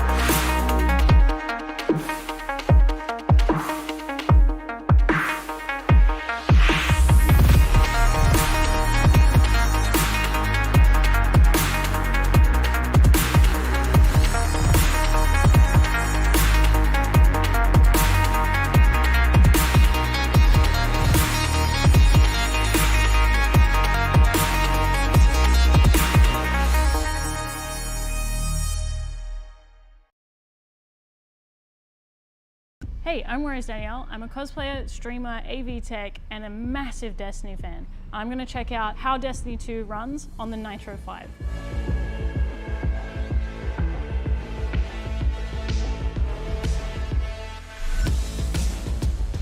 Look at this, look, bring the camera in, look at this. This is running Destiny at highest. It's still hitting 60 frames per second. That's insane.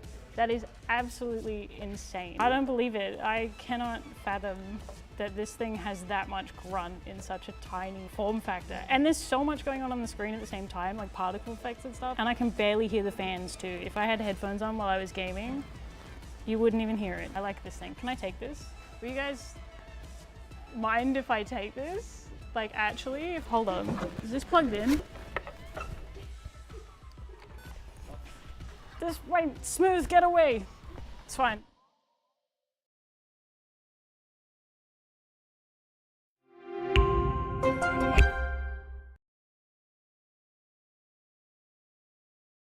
Well, we're back after that short break. We do have all the players loading in now as we speak. So we're going to be seeing some more action.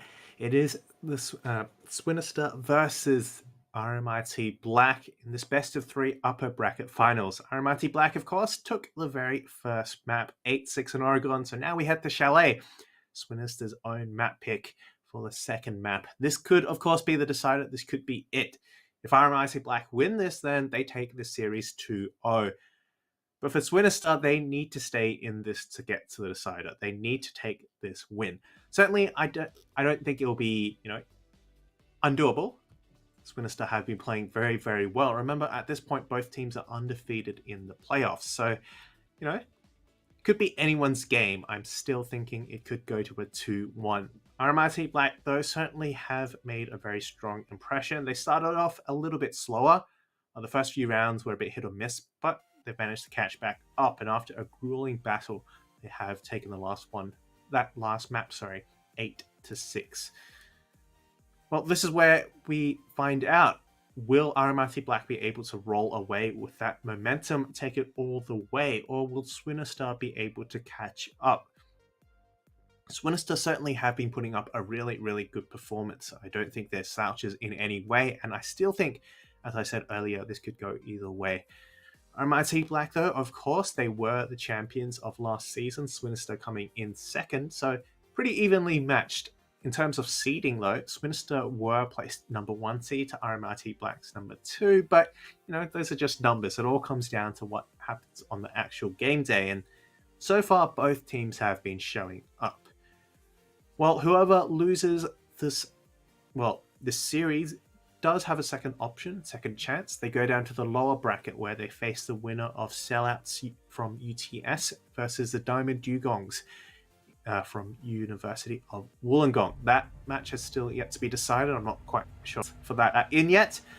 I guess I'll let you know once we do find out. But enough of that talk. We go back to the current match in front of us now. We head to Chalet. RMIT Black starting on the defense. Swinister on the attack here.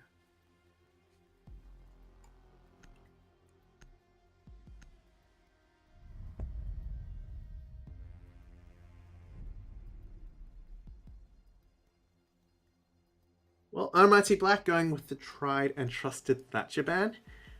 I mean, both teams did seem to struggle a little bit with the Qaid clause, so it's not entirely a terrible ban. I can see the value of it now. Also, the next to go, both teams did make use of it on Oregon as well. But this does, of course, leave the Jackal ban open. Sorry, the Jackal pick open. Azami next to go, a really, really powerful ban. I think just all round a really, really great operator, and there's so many angles you can be cutting off from the attackers as that Azami. Finally, Valkyrie, the last ban. Again, stock standard stuff coming out from RMIT Black. They don't want to try anything too fancy. Whereas, of course, for Swinburne, they need to make a play here. They need to get that win, so they're going to be willing to go out on a limb here. Keep the Jackal for themselves. And, the mirror up as well. RMIT Black actually go for the exact same bans as last time. Attackers need to locate and defuse as many bombs as they can. I mean, you can argue it worked pretty well. So.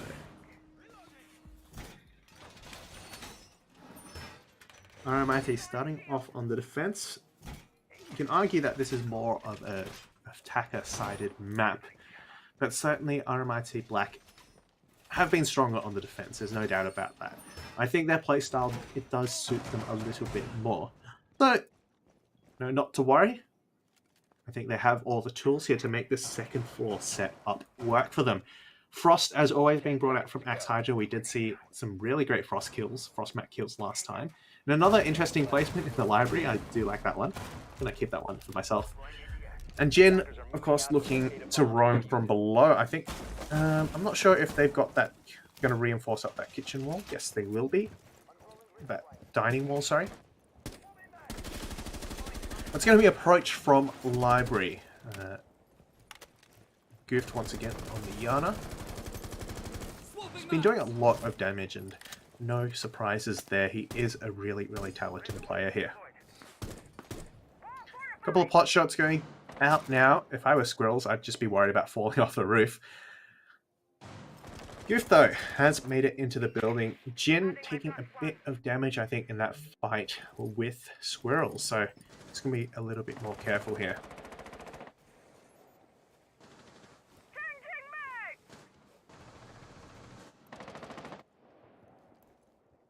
Not too much utility actually dedicated to the top of the library mezzanine, so that is good, but it does slow Swinisters down a little bit. A minute isn't too much, but it's not an insignificant amount either. It can all add up. And again, it comes down to this middle minute. How does Swinister make use of this early gain they've made? Because they've got all the way up to that piano double door. They now face raindrops hiding behind the shield at the half wall. And of course, the vertical, they won't be able to play the grenades quite as easily because Jin will be down there as well. Raindrops tagging out Nichi as well. Gift now looking for the nade onto half wall and at least to clear that claw, I think. I'm not sure if that has been done. The nade goes out. Thankfully, Raindrops does back off. But it does give away the half wall and the breach positioning as well, which is quite dangerous. Raindrops, however, does find Nichi for all his troubles.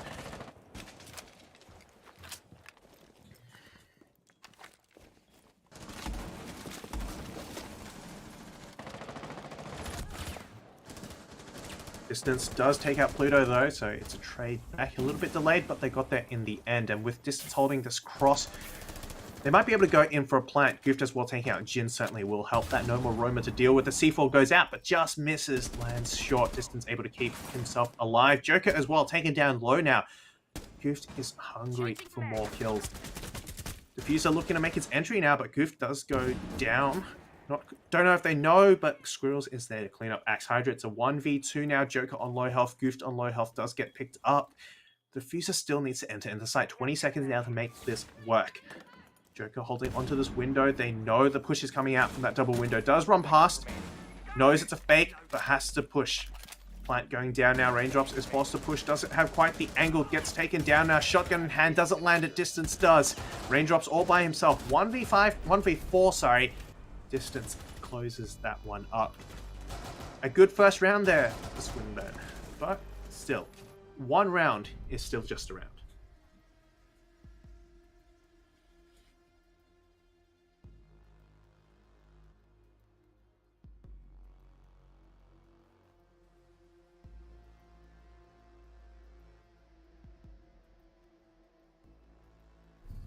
I think we saw the weakness of that second floor site is the fact that once you lose that half wall position, it becomes very difficult to defend. You do have the piano shield, but it was being pressured from the piano double door and from that piano window. So player that wasn't quite able to get that angle through. And of course, Goofed able to pick up kills deep into site certainly made challenging that a lot more difficult. So RMIT Black do seem to have noticed that. They do choose to opt for a different site. The bar gaming site. This is actually usually the primary site now that has come into fashion. We see bar gaming, kitchen dining, and actually the basement instead of that second floor. So interesting that they've still chosen to go with that particular choice. It is still common, especially in ranked. Most teams still run that. But against an organized, not a pug stack, an actual team, might not work out as well. So hence, bar gaming, you do get a lot of options in terms of delaying your opponents. You get to hold onto that library mezzanine, again with the frost mats. And you can run a little bit of interference using that basement as a point of rotation. You go back up from the office side and you hit them on the flanks. So, Swinister, their approach is going to be coming in from the trophy side into this dining hall. Very, very early. Very, very aggressive. Nichi, however, does pay the price for it. Jin catches him from the fireplace. There's another position that you often see players playing. For that exact reason, you stop the jungle push.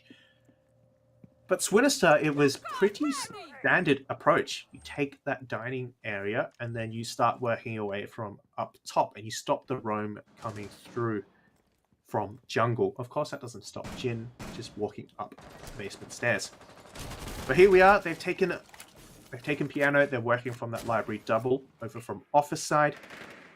Again, a standard approach. The next point of contention will be at this shield hiding on pillar. Distance almost gets his head taken off, but will survive that one. He's looking for that player. I believe it is old mate Pluto. He's hiding behind the pillar for now, and he's still got the shield in tow, so he's going to be safe for now. But he's worried about being pushed too far back. Jin, certainly, though, will help alleviate some of that. We'll get goofed on the flank, and that's what we talked about. The flank there, he actually came up from the west main stairs, and that was the point that was not being watched. Pluto as well no longer has to worry. He does manage to take one out, but Squirrels is looking for his number. He does give away his position a little bit too early, so now Pluto will know he has to stay away from that shield, but he can't back up too far either because of that double window. So he's in a bit of a precarious situation. Jin will be able to help. He's got the double window jump in, so that will certainly be some comfort. And enough, in fact, to force Rico back. Now things have really changed because without that double window control, they're forced to go through this library corridor. There's still going to be a shield up there. And in fact, still 5 players available for RMIT Black to work with. There really isn't any safe position for Swinister to approach. Approaching from the library directly is going to be deadly, having jumping through those windows. And they just can't seem to get past this library shield and this mezzanine player. Squirrel's now looking to challenge this player behind their shield. He can't quite find him. I do believe it is Jin over there, of all people. Flashbang's going out to maybe force him out. But Jin knows better. He's going to fall back. Wait for the play and does get the swing onto Squirrels. It's a 1v5 now. Looking for Rico. Can he make it flawless? He can't, but Raindrops quickly trades back. Another round in favor of RMIT Black. The first for this match. Sorry, this map, sorry. But at least they're keeping it even.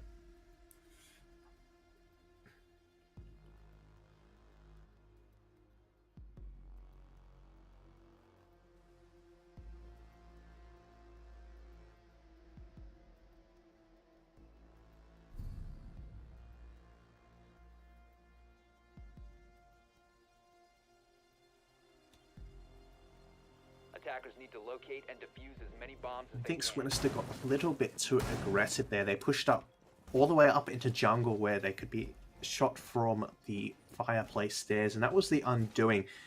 Perhaps if they had held back a little bit, make sure to cut off the flank from West Main as well, and then work their way across. Jin wouldn't have been able to do so much damage. Fortunately, I think they got a little too ahead of themselves. RMIT Black is starting to read into the aggression that Swinister are bringing.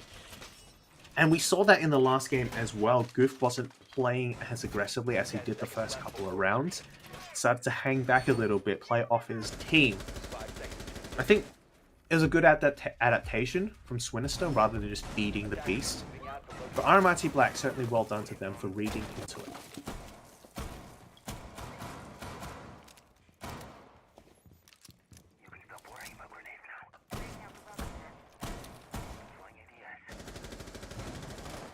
Jin getting a little cheeky, looking for those spawn peaks. Can't quite find anyone. I don't think there's anyone there, actually. Will fall back to continue his roam elsewhere. But we do see a top floor presence, as we do see in most cases, for this site. Not taking control of that top floor can be a real pain, because you don't get to play all those nice vertical angles and cut off the site.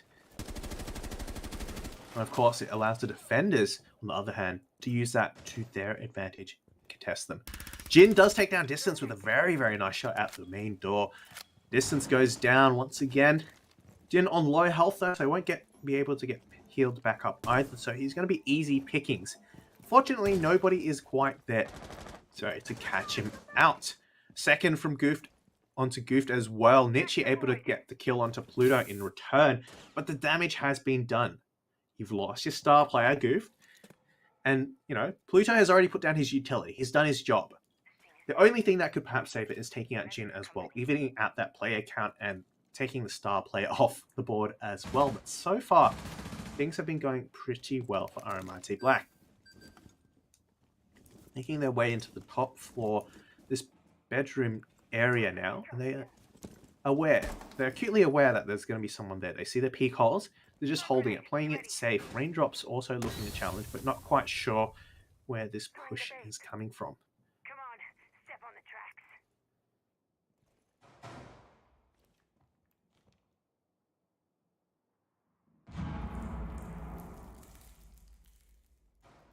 Attackers drop the diffuser.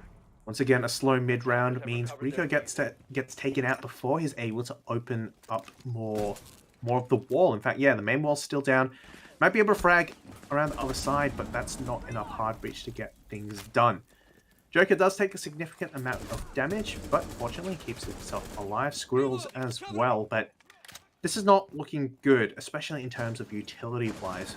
With the hard breacher down, there really is no way onto this site. Even if you get rid of the Electro Claw, you can't actually get through except for that door. Smoking it off might give them some options, but with Raindrops now on the roam, he might be able to get all the way back up. Jin does get taken down. It's now or never for that roamer. Raindrops has to drop now. Nietzsche can't quite commit to that push. He looks for the kill, but can't quite find it. It will be Squirrels to find it, but from across that site. Diffuser goes down, has to pick it up, and in that moment, it will be Raindrops who strikes, dropping down, and dropping that last player.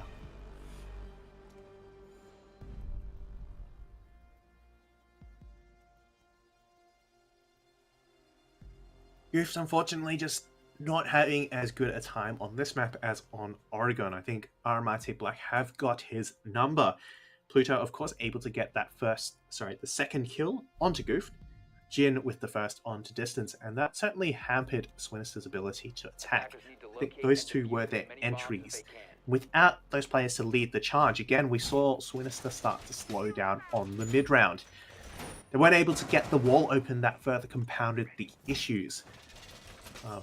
That was how it went down for Swinister. On the side of RMIT Black, though, I think we do have to say it was a really well-played defense.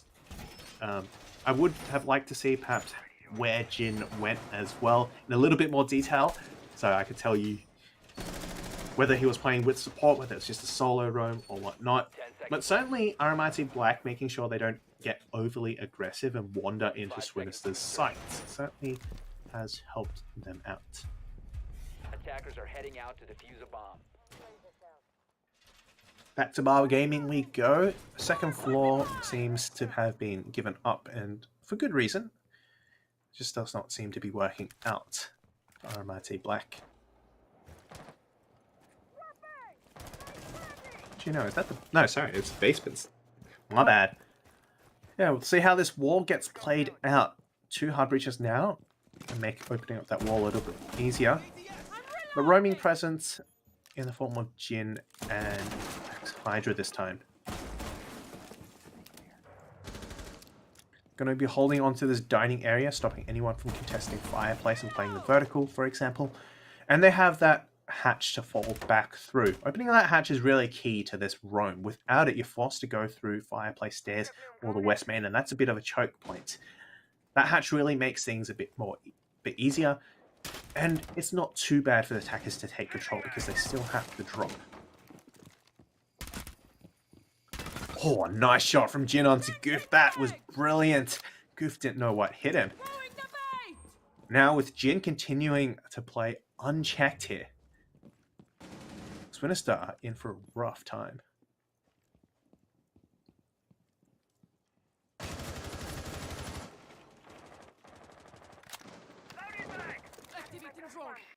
Yeah, RMIT Black seemed content just to leave Jin by himself up there. He certainly has managed by himself. And he's got a lot of approaches and angles he can peek. So he's not going to be shut in. He's got lots of options to work with. And he's got an out as well, so all good there.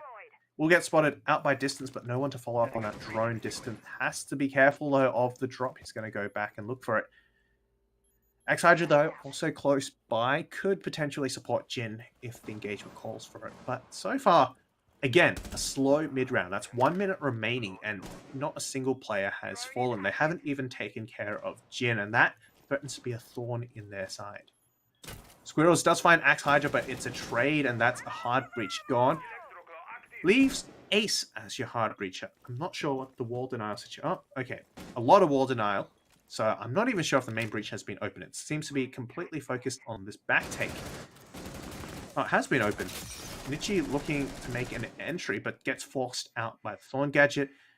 But it's the information that counts. And now that they know he's pushing, Joker is going to be in position, ready to receive. Raindrops with the suppressor, does take out Rico, distance finds Jin. Finally, Nietzsche making his way in, does catch out Joker. Now it's a 2v2, but Nietzsche goes down, and so does Distance. Pluto and Raindrops to clean it out. Will be another round for RMIT Black.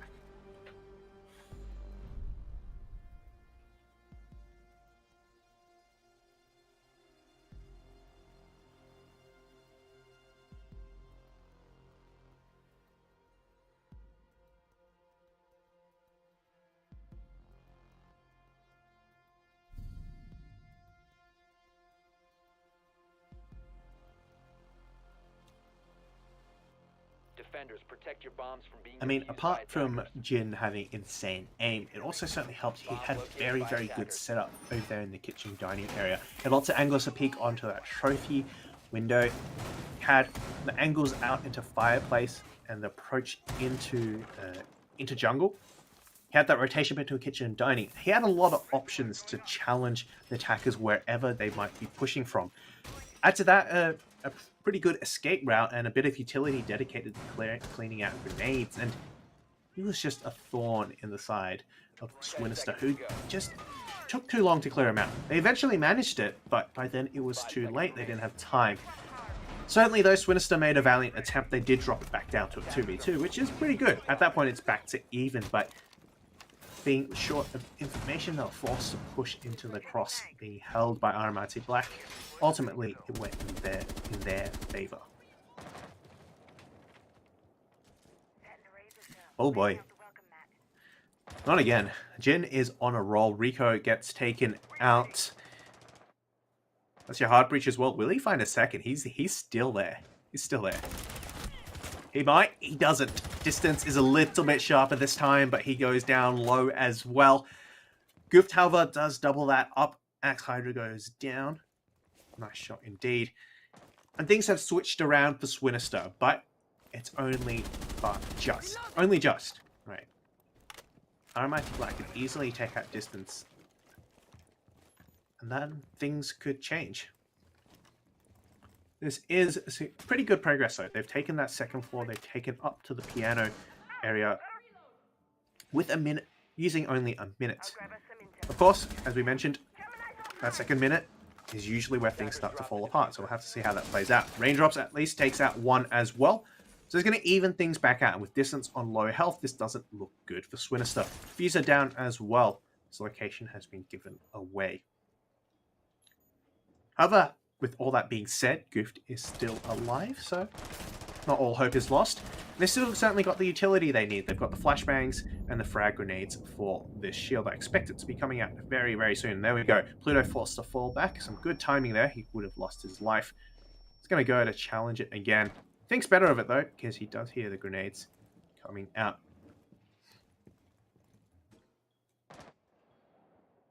It's again slowing down again.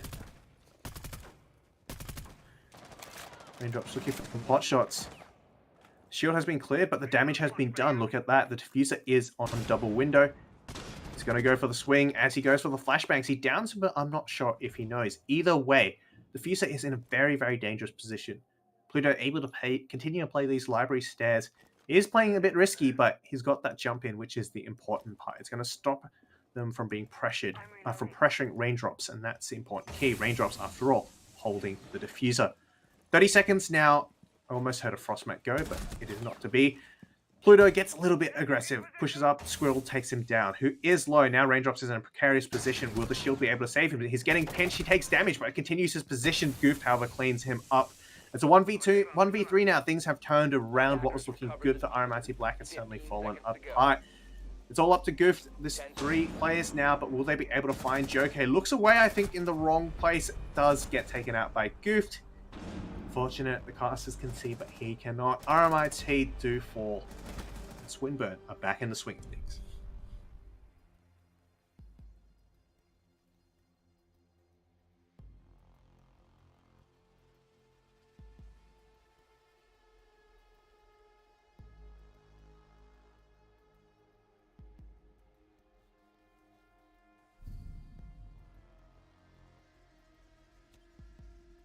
Attackers need to locate and defuse bombs.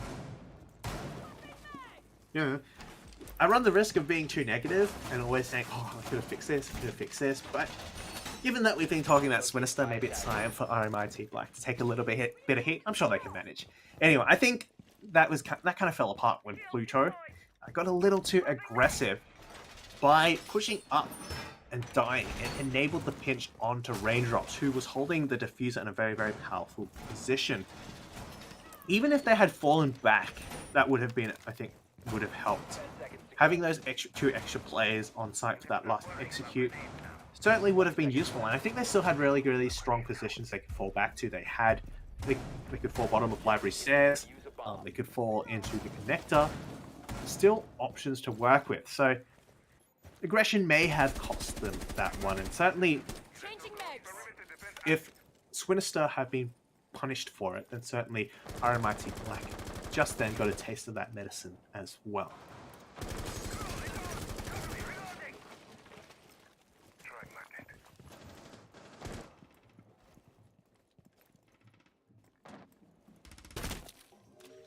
Yin once again opening things up, takes out Squirrels. I'm not sure how many times he's made the opening kill, but it's certainly going to be a lot. Back to kitchen dining we go. Last time, of course, all fell apart when they lost the hard breacher. Pre-fire coming out from Goof. Jin knows the game. He's going to fall back down. I think this is a good time to do so. So does Goof. Actually, neither of them willing to give up their lives here. Going back for seconds now. He does get red ping, so he's going to fall back. Ditchy now looking for that cutoff as well, but Jin is long gone and moved on. Not quite fast enough to kill him, but at least enough to force him out of position, and distance will finally catch him on the way back. A really well executed pinch, a bit slow, but the job was done in the end. Squirrels has been avenged.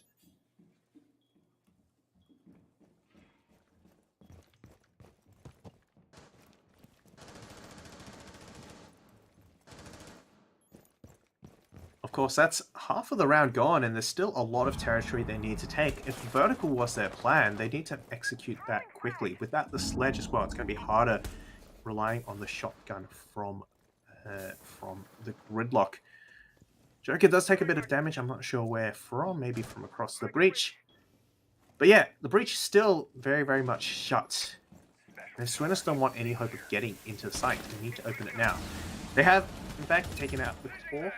They continue to make their way onto site now. No vertical presence does mean RMIT Black gets to challenge it. So we'll see how well that goes. If RMIT Black don't make full use of it, Swinister could certainly get in deep and make the plant. Rico takes out Axe Hydra as well. That was the player on the stairs challenging the vertical, but Raindrops gets the better of Goofed. He's now going to push up for another aggressive play. He might have seen the legs of that player, certainly seen the shots. But unfortunately, distance does get the better of him. Joker finds one back, however. Even things out. 2v2 now. Pluto still upstairs holding on to this breach. I don't know if his position is known. But surely these flashbangs telegraph the entry. He goes for the kills, but goes for the shots. But can't quite find it.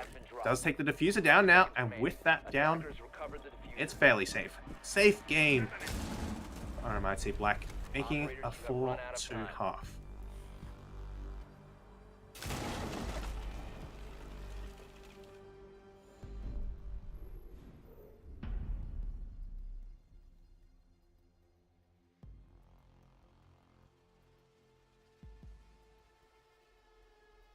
Well, it does seem things are defender-sided even on Chalet, or it may just be RMIT Black is built diff.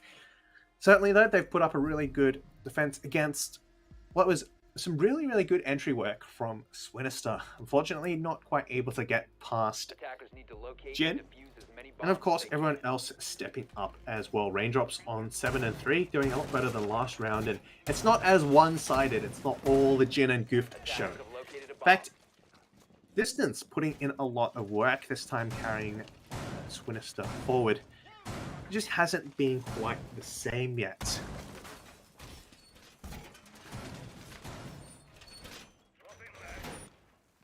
Swinister opting to go for the bar gaming site. Again, primary site for most teams, so no second floor master bedroom 10 office. seconds left. Library shield setup as standard. Thorn gadget in the piano double door as well, force them into a do or die position, and you've got the office walls reinforced, allowing Attackers are heading allowing out to defuse a bomb. someone to play on that mezzanine with the shield as well. Of course, with the line magnets in place, it's going to be very, very difficult to force that player out. That is, of course, one of those positions you play with the Azami. You put the barricades, the Kiba barriers, on that balcony, and it becomes almost impossible to push her out. So, no wonder they banned it.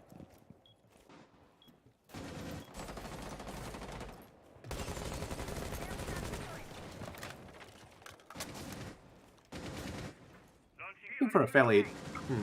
Actually, I'm not quite sure yet. I was going to say direct approach hitting library, but it seems that they are also taking this kitchen dining area.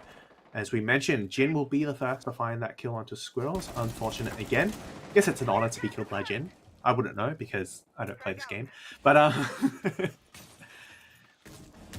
yeah, otherwise, fairly standard stuff. Distance does take out Pluto, so gets one for his troubles.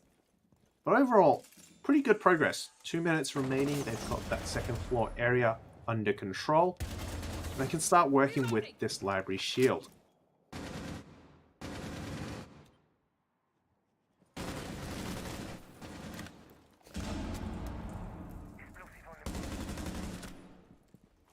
Another nice shot from Jin, catches that player trying to rotate up the fireplace stairs. Shows the power of this position. Not only do you stop rotations coming up from the solarium stairs, you stop them even moving out of sight. That's really, really powerful now. Jin taking his fireplace position, but looks the wrong way. Rico on the way back. As kills and then dips. Nice fade away there. Puts it back to 3-3 now in terms of player count. Library shield's still going to be a problem, but perhaps RMIT Black will choose to bypass it.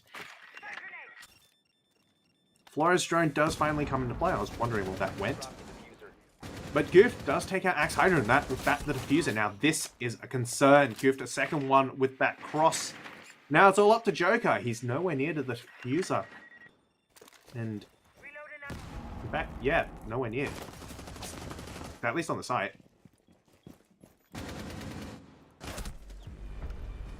Rico, however, does manage to shoot him in the back.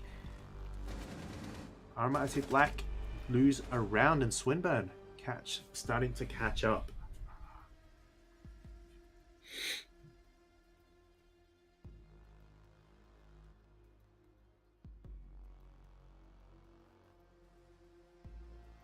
Really nice use of the library and library stairs and mezzanine shields. They're holding that crossfire as they emerge out of that piano double doors and that double window.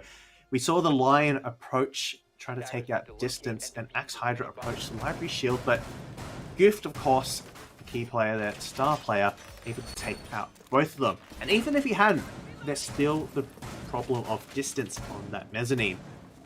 So ultimately, a really, really strong position shows exactly why people play Bomb that. located by attackers. Ready for surprise.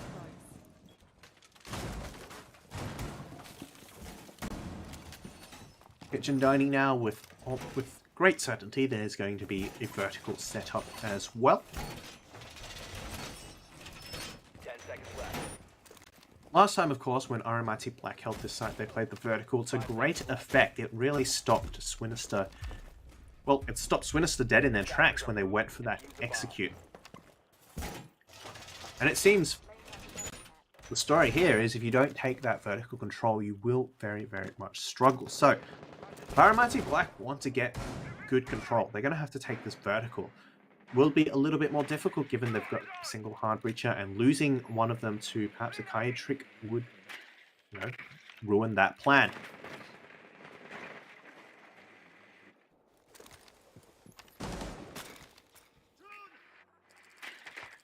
Sweeping over from the other side of the map now, starting from library. They're going to approach from the piano double.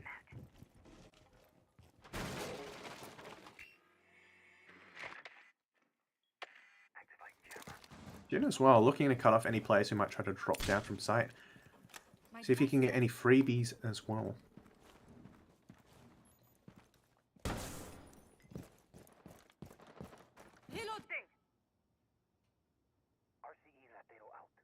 Nietzsche is actually chilling in the basement, and neither of them have seen each other. Jin has actually gone way out. He's very, very far away.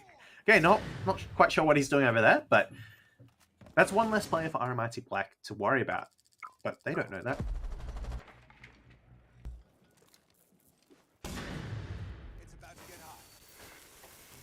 Impact EMB is coming out now. We'll get that wall open.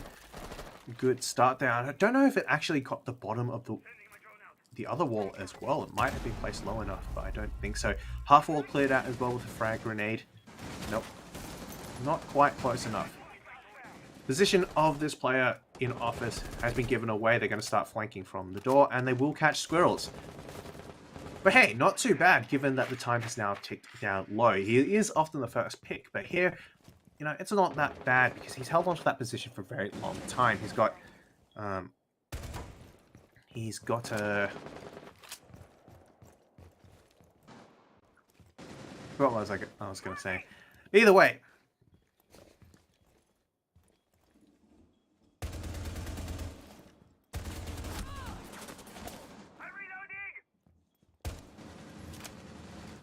Griff now trying to make some work of this upstairs site. He knows it hasn't been completely taken under control, and he wants to challenge that.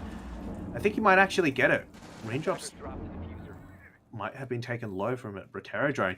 Griff just on the other side of this wall. He does shoot the air jab, so his position might be given away. 15 seconds to go. Raindrops now, I don't think is actually aware, and with this late flank, Griff could certainly shut things down. With the diffuser down, no wall open, 10 seconds. I think this is about to fall apart for RMIT Black. Distance Rico on the board, and yeah. All right.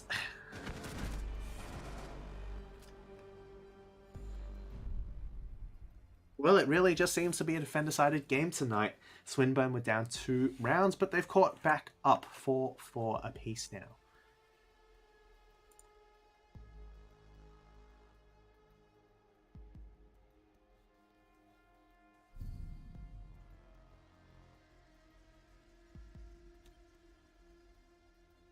Attackers need to locate and defuse as many bombs as they can.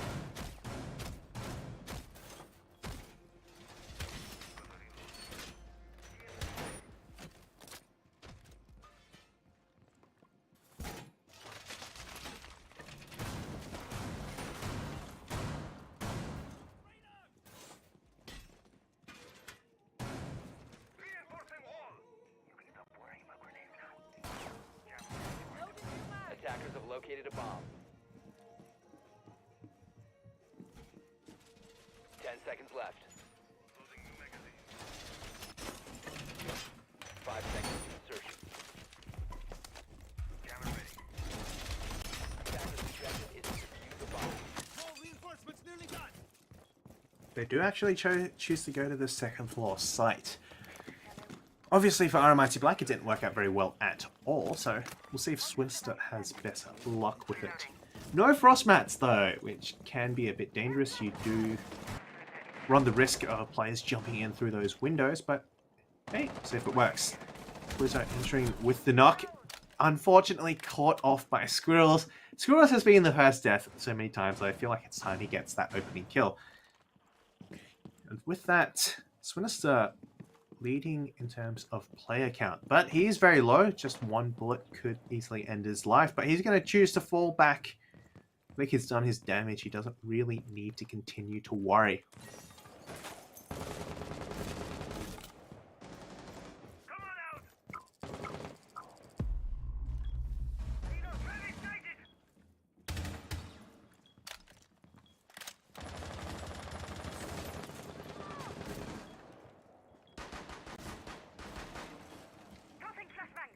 Well, the loss of that first play, it seems the momentum for RMIT Black has been significantly stalled. I think they did need that, need the nut to open some space for them, and now that they've lost it, it's a little bit more difficult. Having said that though, they do appear to have taken the library side. They've got that double window control, and it's going to allow them to cut off any players rotating. And Jin finally does put an end to Squirrels. Once again, it's Jin finding the kills onto Squirrels. With and a nice long angle into Piano, that's going to be very, very difficult to challenge. Starting to work this wall now. Max Hydra going for the double hard breach.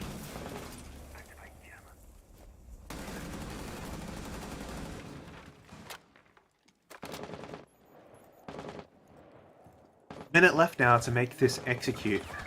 They do need to cut off, stop some of these players. They need to stop this Piano play is the next port of call. They know there's someone there, but Rico will get taken down at that closet.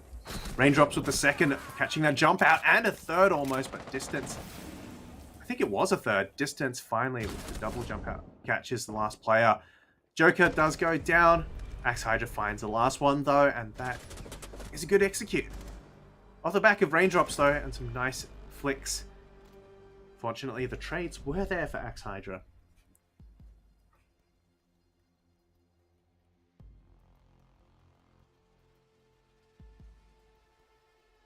Well, it seems second floor just is not the site for either of these teams. Both teams have failed to defend it, and both teams will choose not to go there again.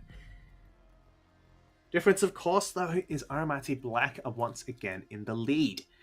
Swinburne managed to close those 2 rounds, the distance between them, but RMIT Black able to take the next one back up. They stay a step ahead of Swinister on their map, and that is not something you want if you're a Swinister fan, or if you're a player as well. Certainly you want to be leading the charge on your very own map. Jin and Goofed equally enabled, both players doing very, very well in terms of kills, but certainly not as much as the first game.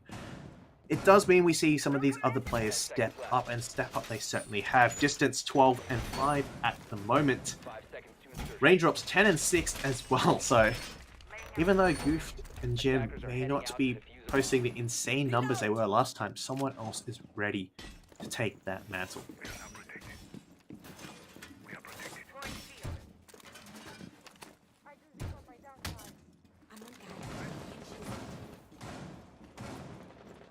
Library shield setup as always, ADS and my magnets and Malusi Banshees to slow down the attackers there. It's going to make a juicy target for any utility that goes through. No Twitch though, no Flores. It is a bit of a reprieve for Swinister.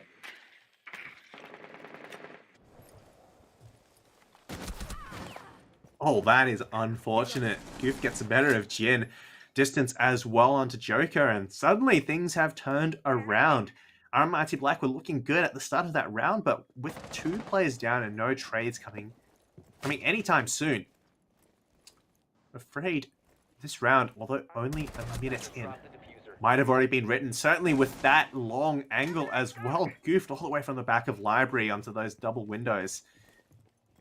Incredible shot indeed. I think he may have taken offense to me saying that he wasn't doing as well.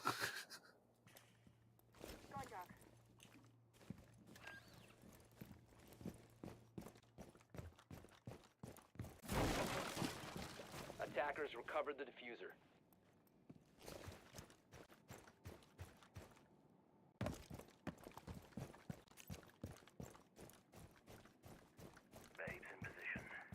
Ops and Pluto have about a little over a minute to work with.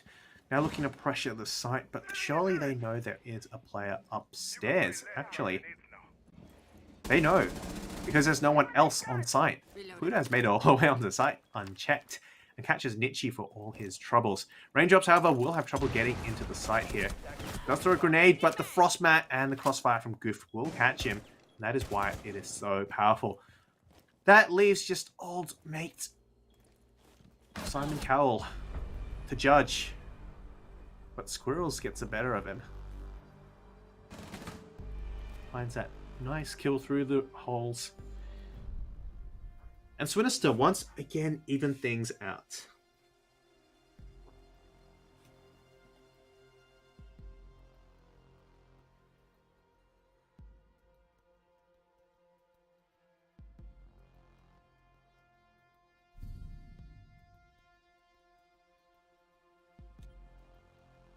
Attackers need to locate and defuse bombs.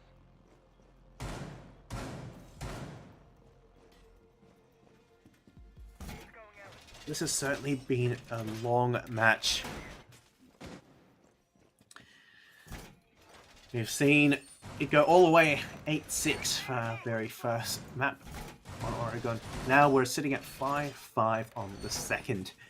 Again, it's still anyone's guess as to who might win this one out. I can see it going either way. Does mean that RMIT Black need to step up their game if they want to keep this shot, if they want to go to bed early. Swinister, however, are going to want to keep fighting on after that first map. They want to take their own victory as well. No wonder these two, of course, were the grand finalists last season. I believe they also met in the upper bracket finals, just like this time. The quality of play here has been very, very good, and certainly neither team is giving anything away for free.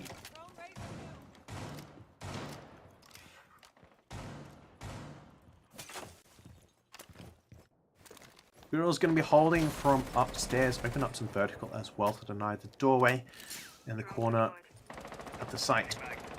Works both ways.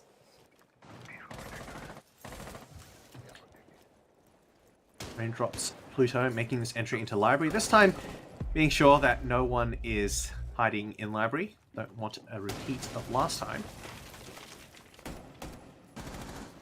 They do find their way into library and they've got mezzanine control. 1 minute used up for that. Pretty good timing, I think.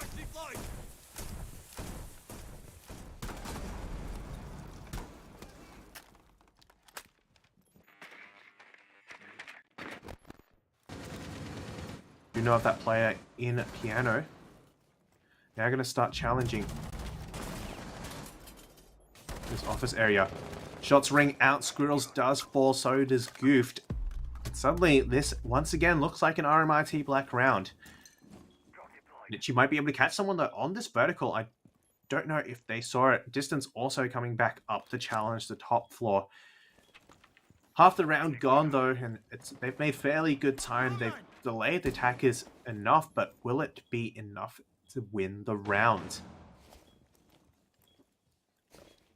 After all, they are 2 players ahead. They need to get this kill onto Joker, maybe a second onto Axe Hydra. Axe Hydra falling would certainly be the big difference maker, losing another hard breacher. But so far, he's been playing it safe. He's been droning in the entries. Been doing some really, really good work.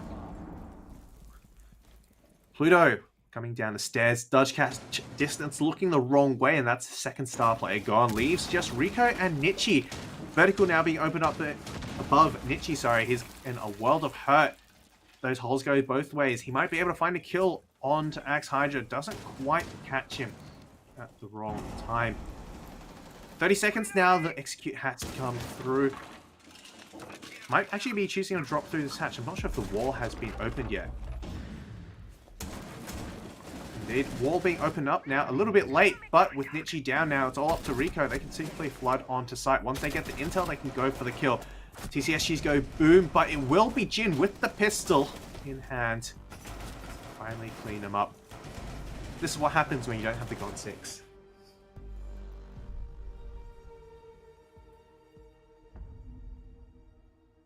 Well, it has been back and forth, ladies and gentlemen, all the way to this last point. As always, we were at this point last time, 6-5. RMIT Black leading once again. 2 teams, 2 players with double digits on either side. Jin, of course, leading charge. Raindrops close behind, but Goofed and Distance putting in the work as well. Very, very well played from both of them. From all of them, in fact. I think the teamwork here has been phenomenal. They've made sure to drone everyone in to hold those crossfires. The communication has been on point. Certainly, this isn't just any pug stack. This is, you know, upper bracket finalists. They deserve to be here, and it's going to be a shame when one of them eventually has to go into the lower bracket. tonight. Will it be Swinister or will it be RMIT Black? RMIT Black look close to securing their spot in the grand finals. But Swinister, I'm sure, have something to say about it. Last time, of course, they dragged us back to overtime. So, you know, I'm not going to count them out yet. I'm not going to do that because I certainly think they've still got it in them. This is their map pick after all. They're going to be comfortable with the strategies, but RMIT Black certainly not a team to take lightly. Setting down my +1. Swapping mags. Library side approach once again. No one in library to challenge RMIT Black. Pluto going in early, looking for any roam, any lurk kills. I don't think there's anyone quite near him. He's just going to make sure that no one comes up those fireplace stairs as they go for that take into library. There is one I could see over there on the blue stairs, but Pluto seems to be just biding his time, waiting to see if anyone pushes past him. An unfortunate incident. Both players now taking their time. He's going to actually get on the drone to make sure there's no one at the bottom of those stairs, because it is, of course, the man himself, Goofed. That would certainly hurt. Jin finds 2. Nichi does take out Raindrops, the other high-level player, but it's not going to be enough, especially with Goof taking out Pluto as well. It's 3-3. Quick kills coming out from either side, but vertical control has been ceded over to RMIT Black. And this is where things could go wrong. The electrical was placed upstairs, and now with Buck on the loose, it's going to be so much more difficult for Swinister to retake that control. Certainly really enjoying seeing Jin on that Buck. We've seen him play really aggressive. Oh no! That's unfortunate. He just saw his foot, but distance was faster. It takes Jin out. I was gonna say, I really like the, seeing him on a more utility, heavy operator, trying to keep alive, but, not this time. Joker knows that someone will probably try to push up now that Buck has been removed. Tries to catch distance, but not quite the shot. Distance does make it all the way upstairs with that long reload. Now it's all up to Axe Hydra. Finds 1 though for his troubles. He's got 50 seconds now. Can he do it? Axe Hydra will be a 1v2 clutch if he makes this.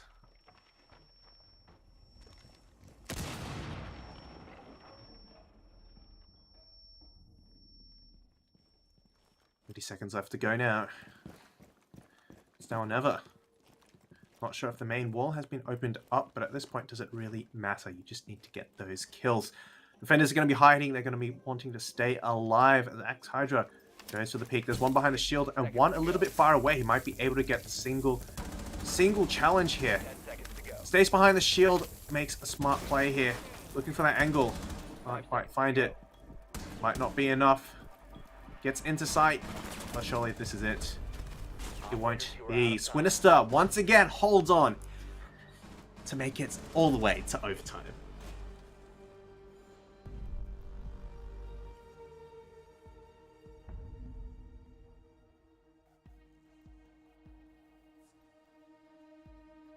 Six now is where we stand. We are sitting at overtime. It's back to 2-round advantage. Distance on 15, Goofed on 12, Jin and Raindrops on 13 and 11 apiece. Certainly putting in the numbers. Well, you wouldn't expect any less from these two teams, as we've mentioned, upper bracket finals, and of course last season's champions and runners up.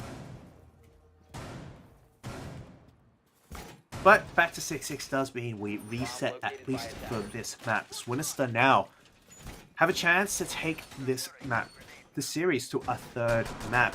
RMIT Black, though, might not be feeling too good after that particular round loss. They were hoping to close things out 2-0, but now they've got another 2 rounds potentially to play. Of course, I'm sure they've been in this position before. They know what it's like. They've got the mental set. They're not like me, who kind of panics when it comes down to these moments. So, since they're much better than me, I wouldn't be too worried about them. But certainly the stakes are high, is what I'm trying to say. With high stakes, anything can happen. Using shield. It's ready.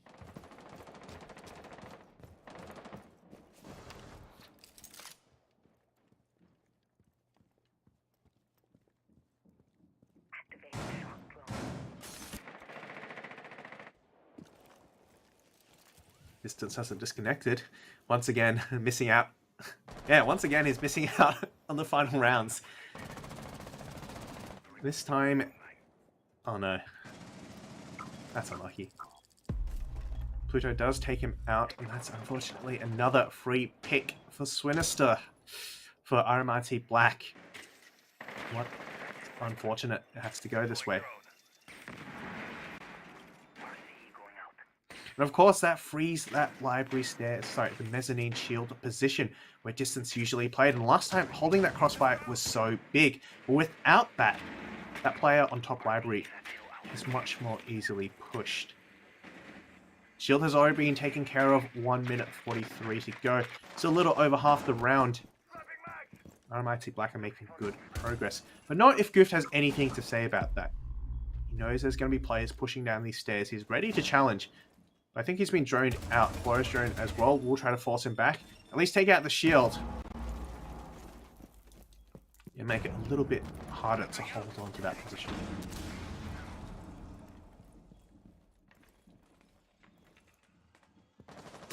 Bills now pushing up aggressive under the stairs. Could get a shotgun pump here if they wander down unawares. So far though, RMIT Black are content to play it safe. Another slowdown in the mid-round as Pluto finds a second onto Squirrel's caught out of position there. Won't be a third though as Goof trades back. Nichihava quickly goes down and Axe finds the last one. Meaning Goofed, sorry, is a man to do it. Finds one, can he get the second? Looks around, he knows there's someone inside. He can hear the plant, gets a shot, but no, Joker will be able to get him on the repeak, sorry. And this is it, RMIT Black once again in the advantage.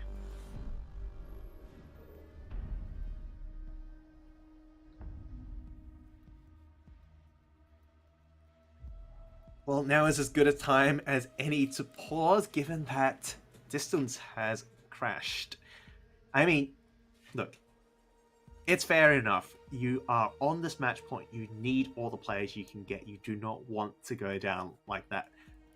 And as RMIT Black, they're good sports. They're not going to take a win off someone losing a player to a technical issue. So they're going to wait it out. We're going to wait it out. Swinister do go on the attack. And as we've mentioned, this does seem to have been a defender-sided series, which means Swinister now aren't in such a good position.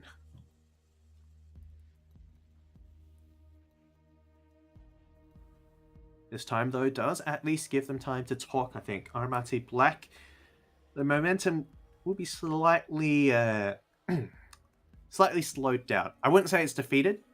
Certainly not.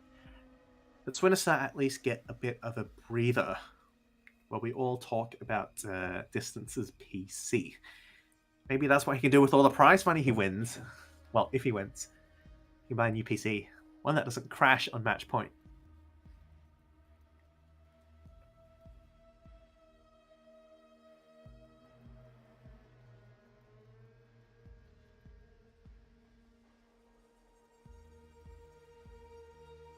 We do know it's going to be a basement attack, a basement set up, and we do see some of the utility being brought out, both grenade denials in play. I expect we're going to be seeing that placed near the main wall to keep that shut with the Kaid on board. As well, we could either see that being used to deny some of the walls, the back wall and the wine cellar wall maybe, or used to deny some of the drones to enable Jin to roam. So that's going to be interesting for me, just to see where that utility is placed. RMIT Black, though, might want to play it a little bit more safe and perhaps dedicate the utility onto site. But given how well Jin played in that kitchen dining position last time, I would expect them to enable him to do that. Swinister now. It's too early to say on what their lineup is going to be, given that they have attacker repick, but I do imagine I'm not sure. Probably Ayana will be the last on board. They have been very fond of Yana, and those grenades and the, well, not the Gon 6 anymore. The grenades certainly help out a lot.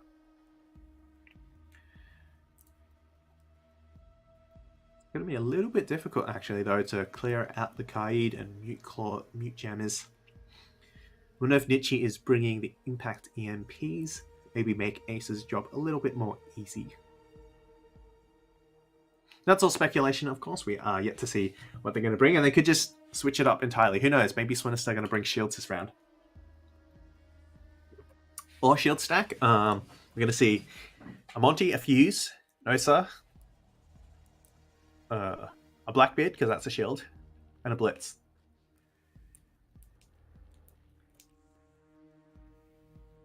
I still miss being able to play Recruit. In ranked, at least.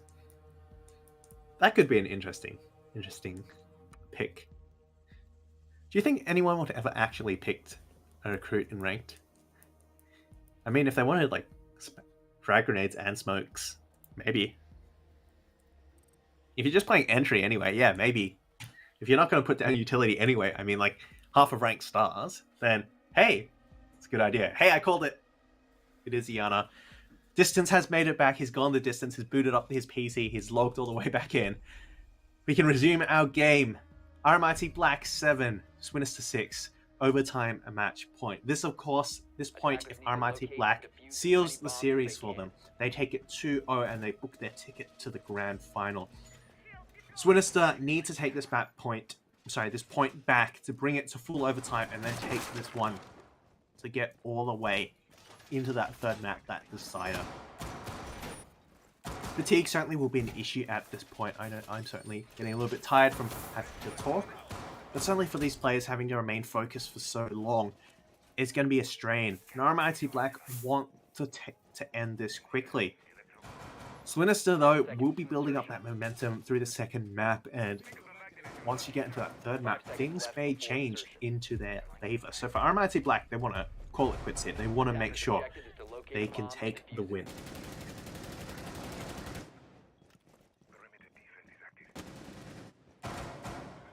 Well, no surprises there. Jin is going to be playing from this kitchen dining area. Just wondering if he has any other utility dedicated to him.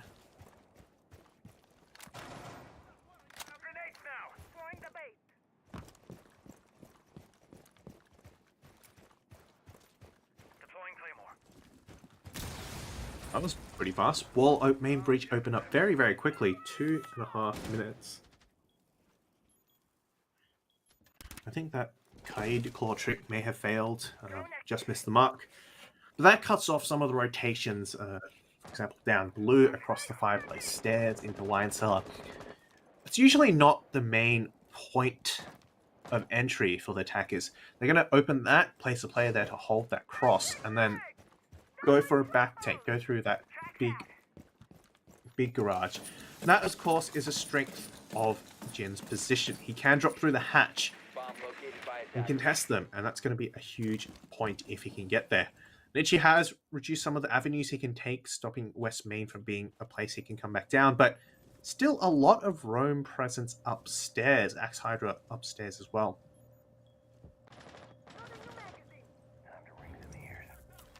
Raindrops now opening blue hatch. Sorry, holding from blue. Wine cellar door does get opened up now, so they have most of the prerequisite walls open.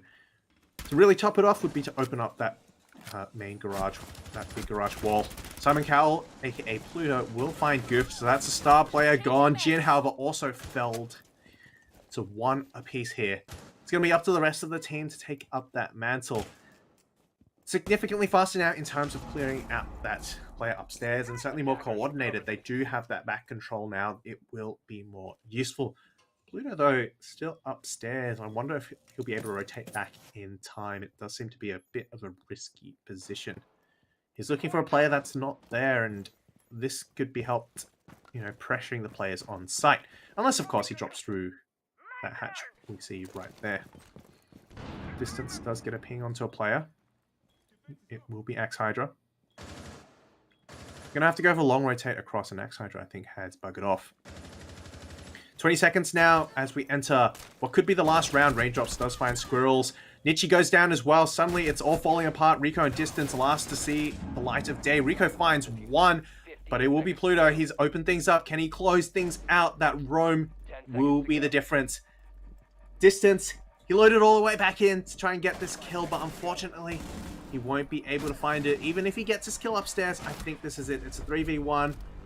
And there we have it. Pluto started things off, and he closed things out. RMIT Black are the winners of this upper bracket finals. 2-0, both of them 8-6. Very, very hard-fought games indeed. Well played indeed.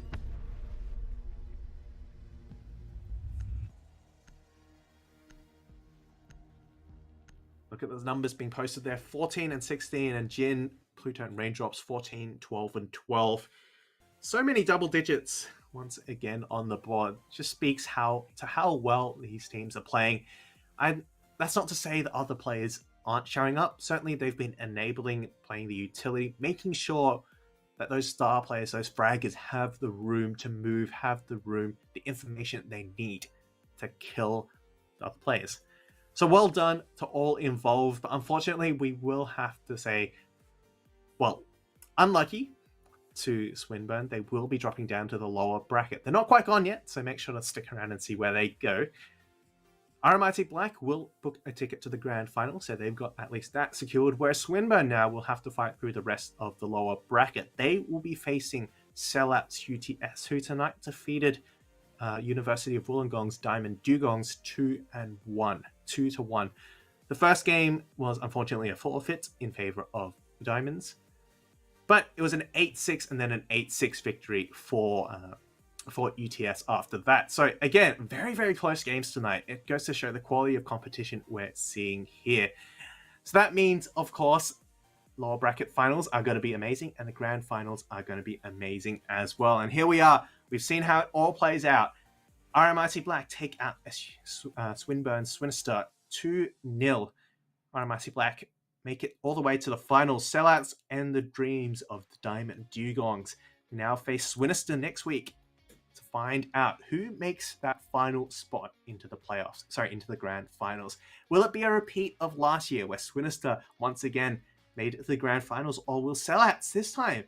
Will this be their opportunity? It's been a while, I'll be honest, since we've seen a team from Sydney, from New South Wales, in fact, make it into the playoffs. So certainly that is something I would like to see. No bias there, but, you know, being from Sydney, it is something I would like to see.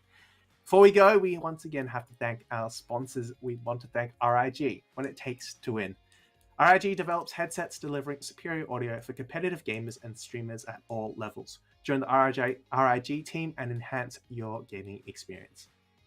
And of course, if you want to find out more about the AEL or upcoming events, live streams, and so forth, check out AU Esports League on Facebook, Twitter, Instagram, YouTube, and TikTok. Of course, we also have Twitch, and you can find us on Twitch at twitch.tv/AEL Uni and twitch.tv/AEL Uni 2. So that's about it for tonight. It's been two very, very long games, but two games that have certainly been worth it. Very, very exciting games, back and forth all the way to that final score. So well done to Swinister, well done to RMIT Black. I'm sure we'll be seeing them again in the future, and certainly in future seasons as well. But without further ado, that is it for tonight. It has been a blast hanging out with you all. Thank you for putting up with my voice for so long, especially you, Nuttery, who has to listen to me just non-stop talk. And yeah, that will be it for tonight. So we will see you next time, and good night.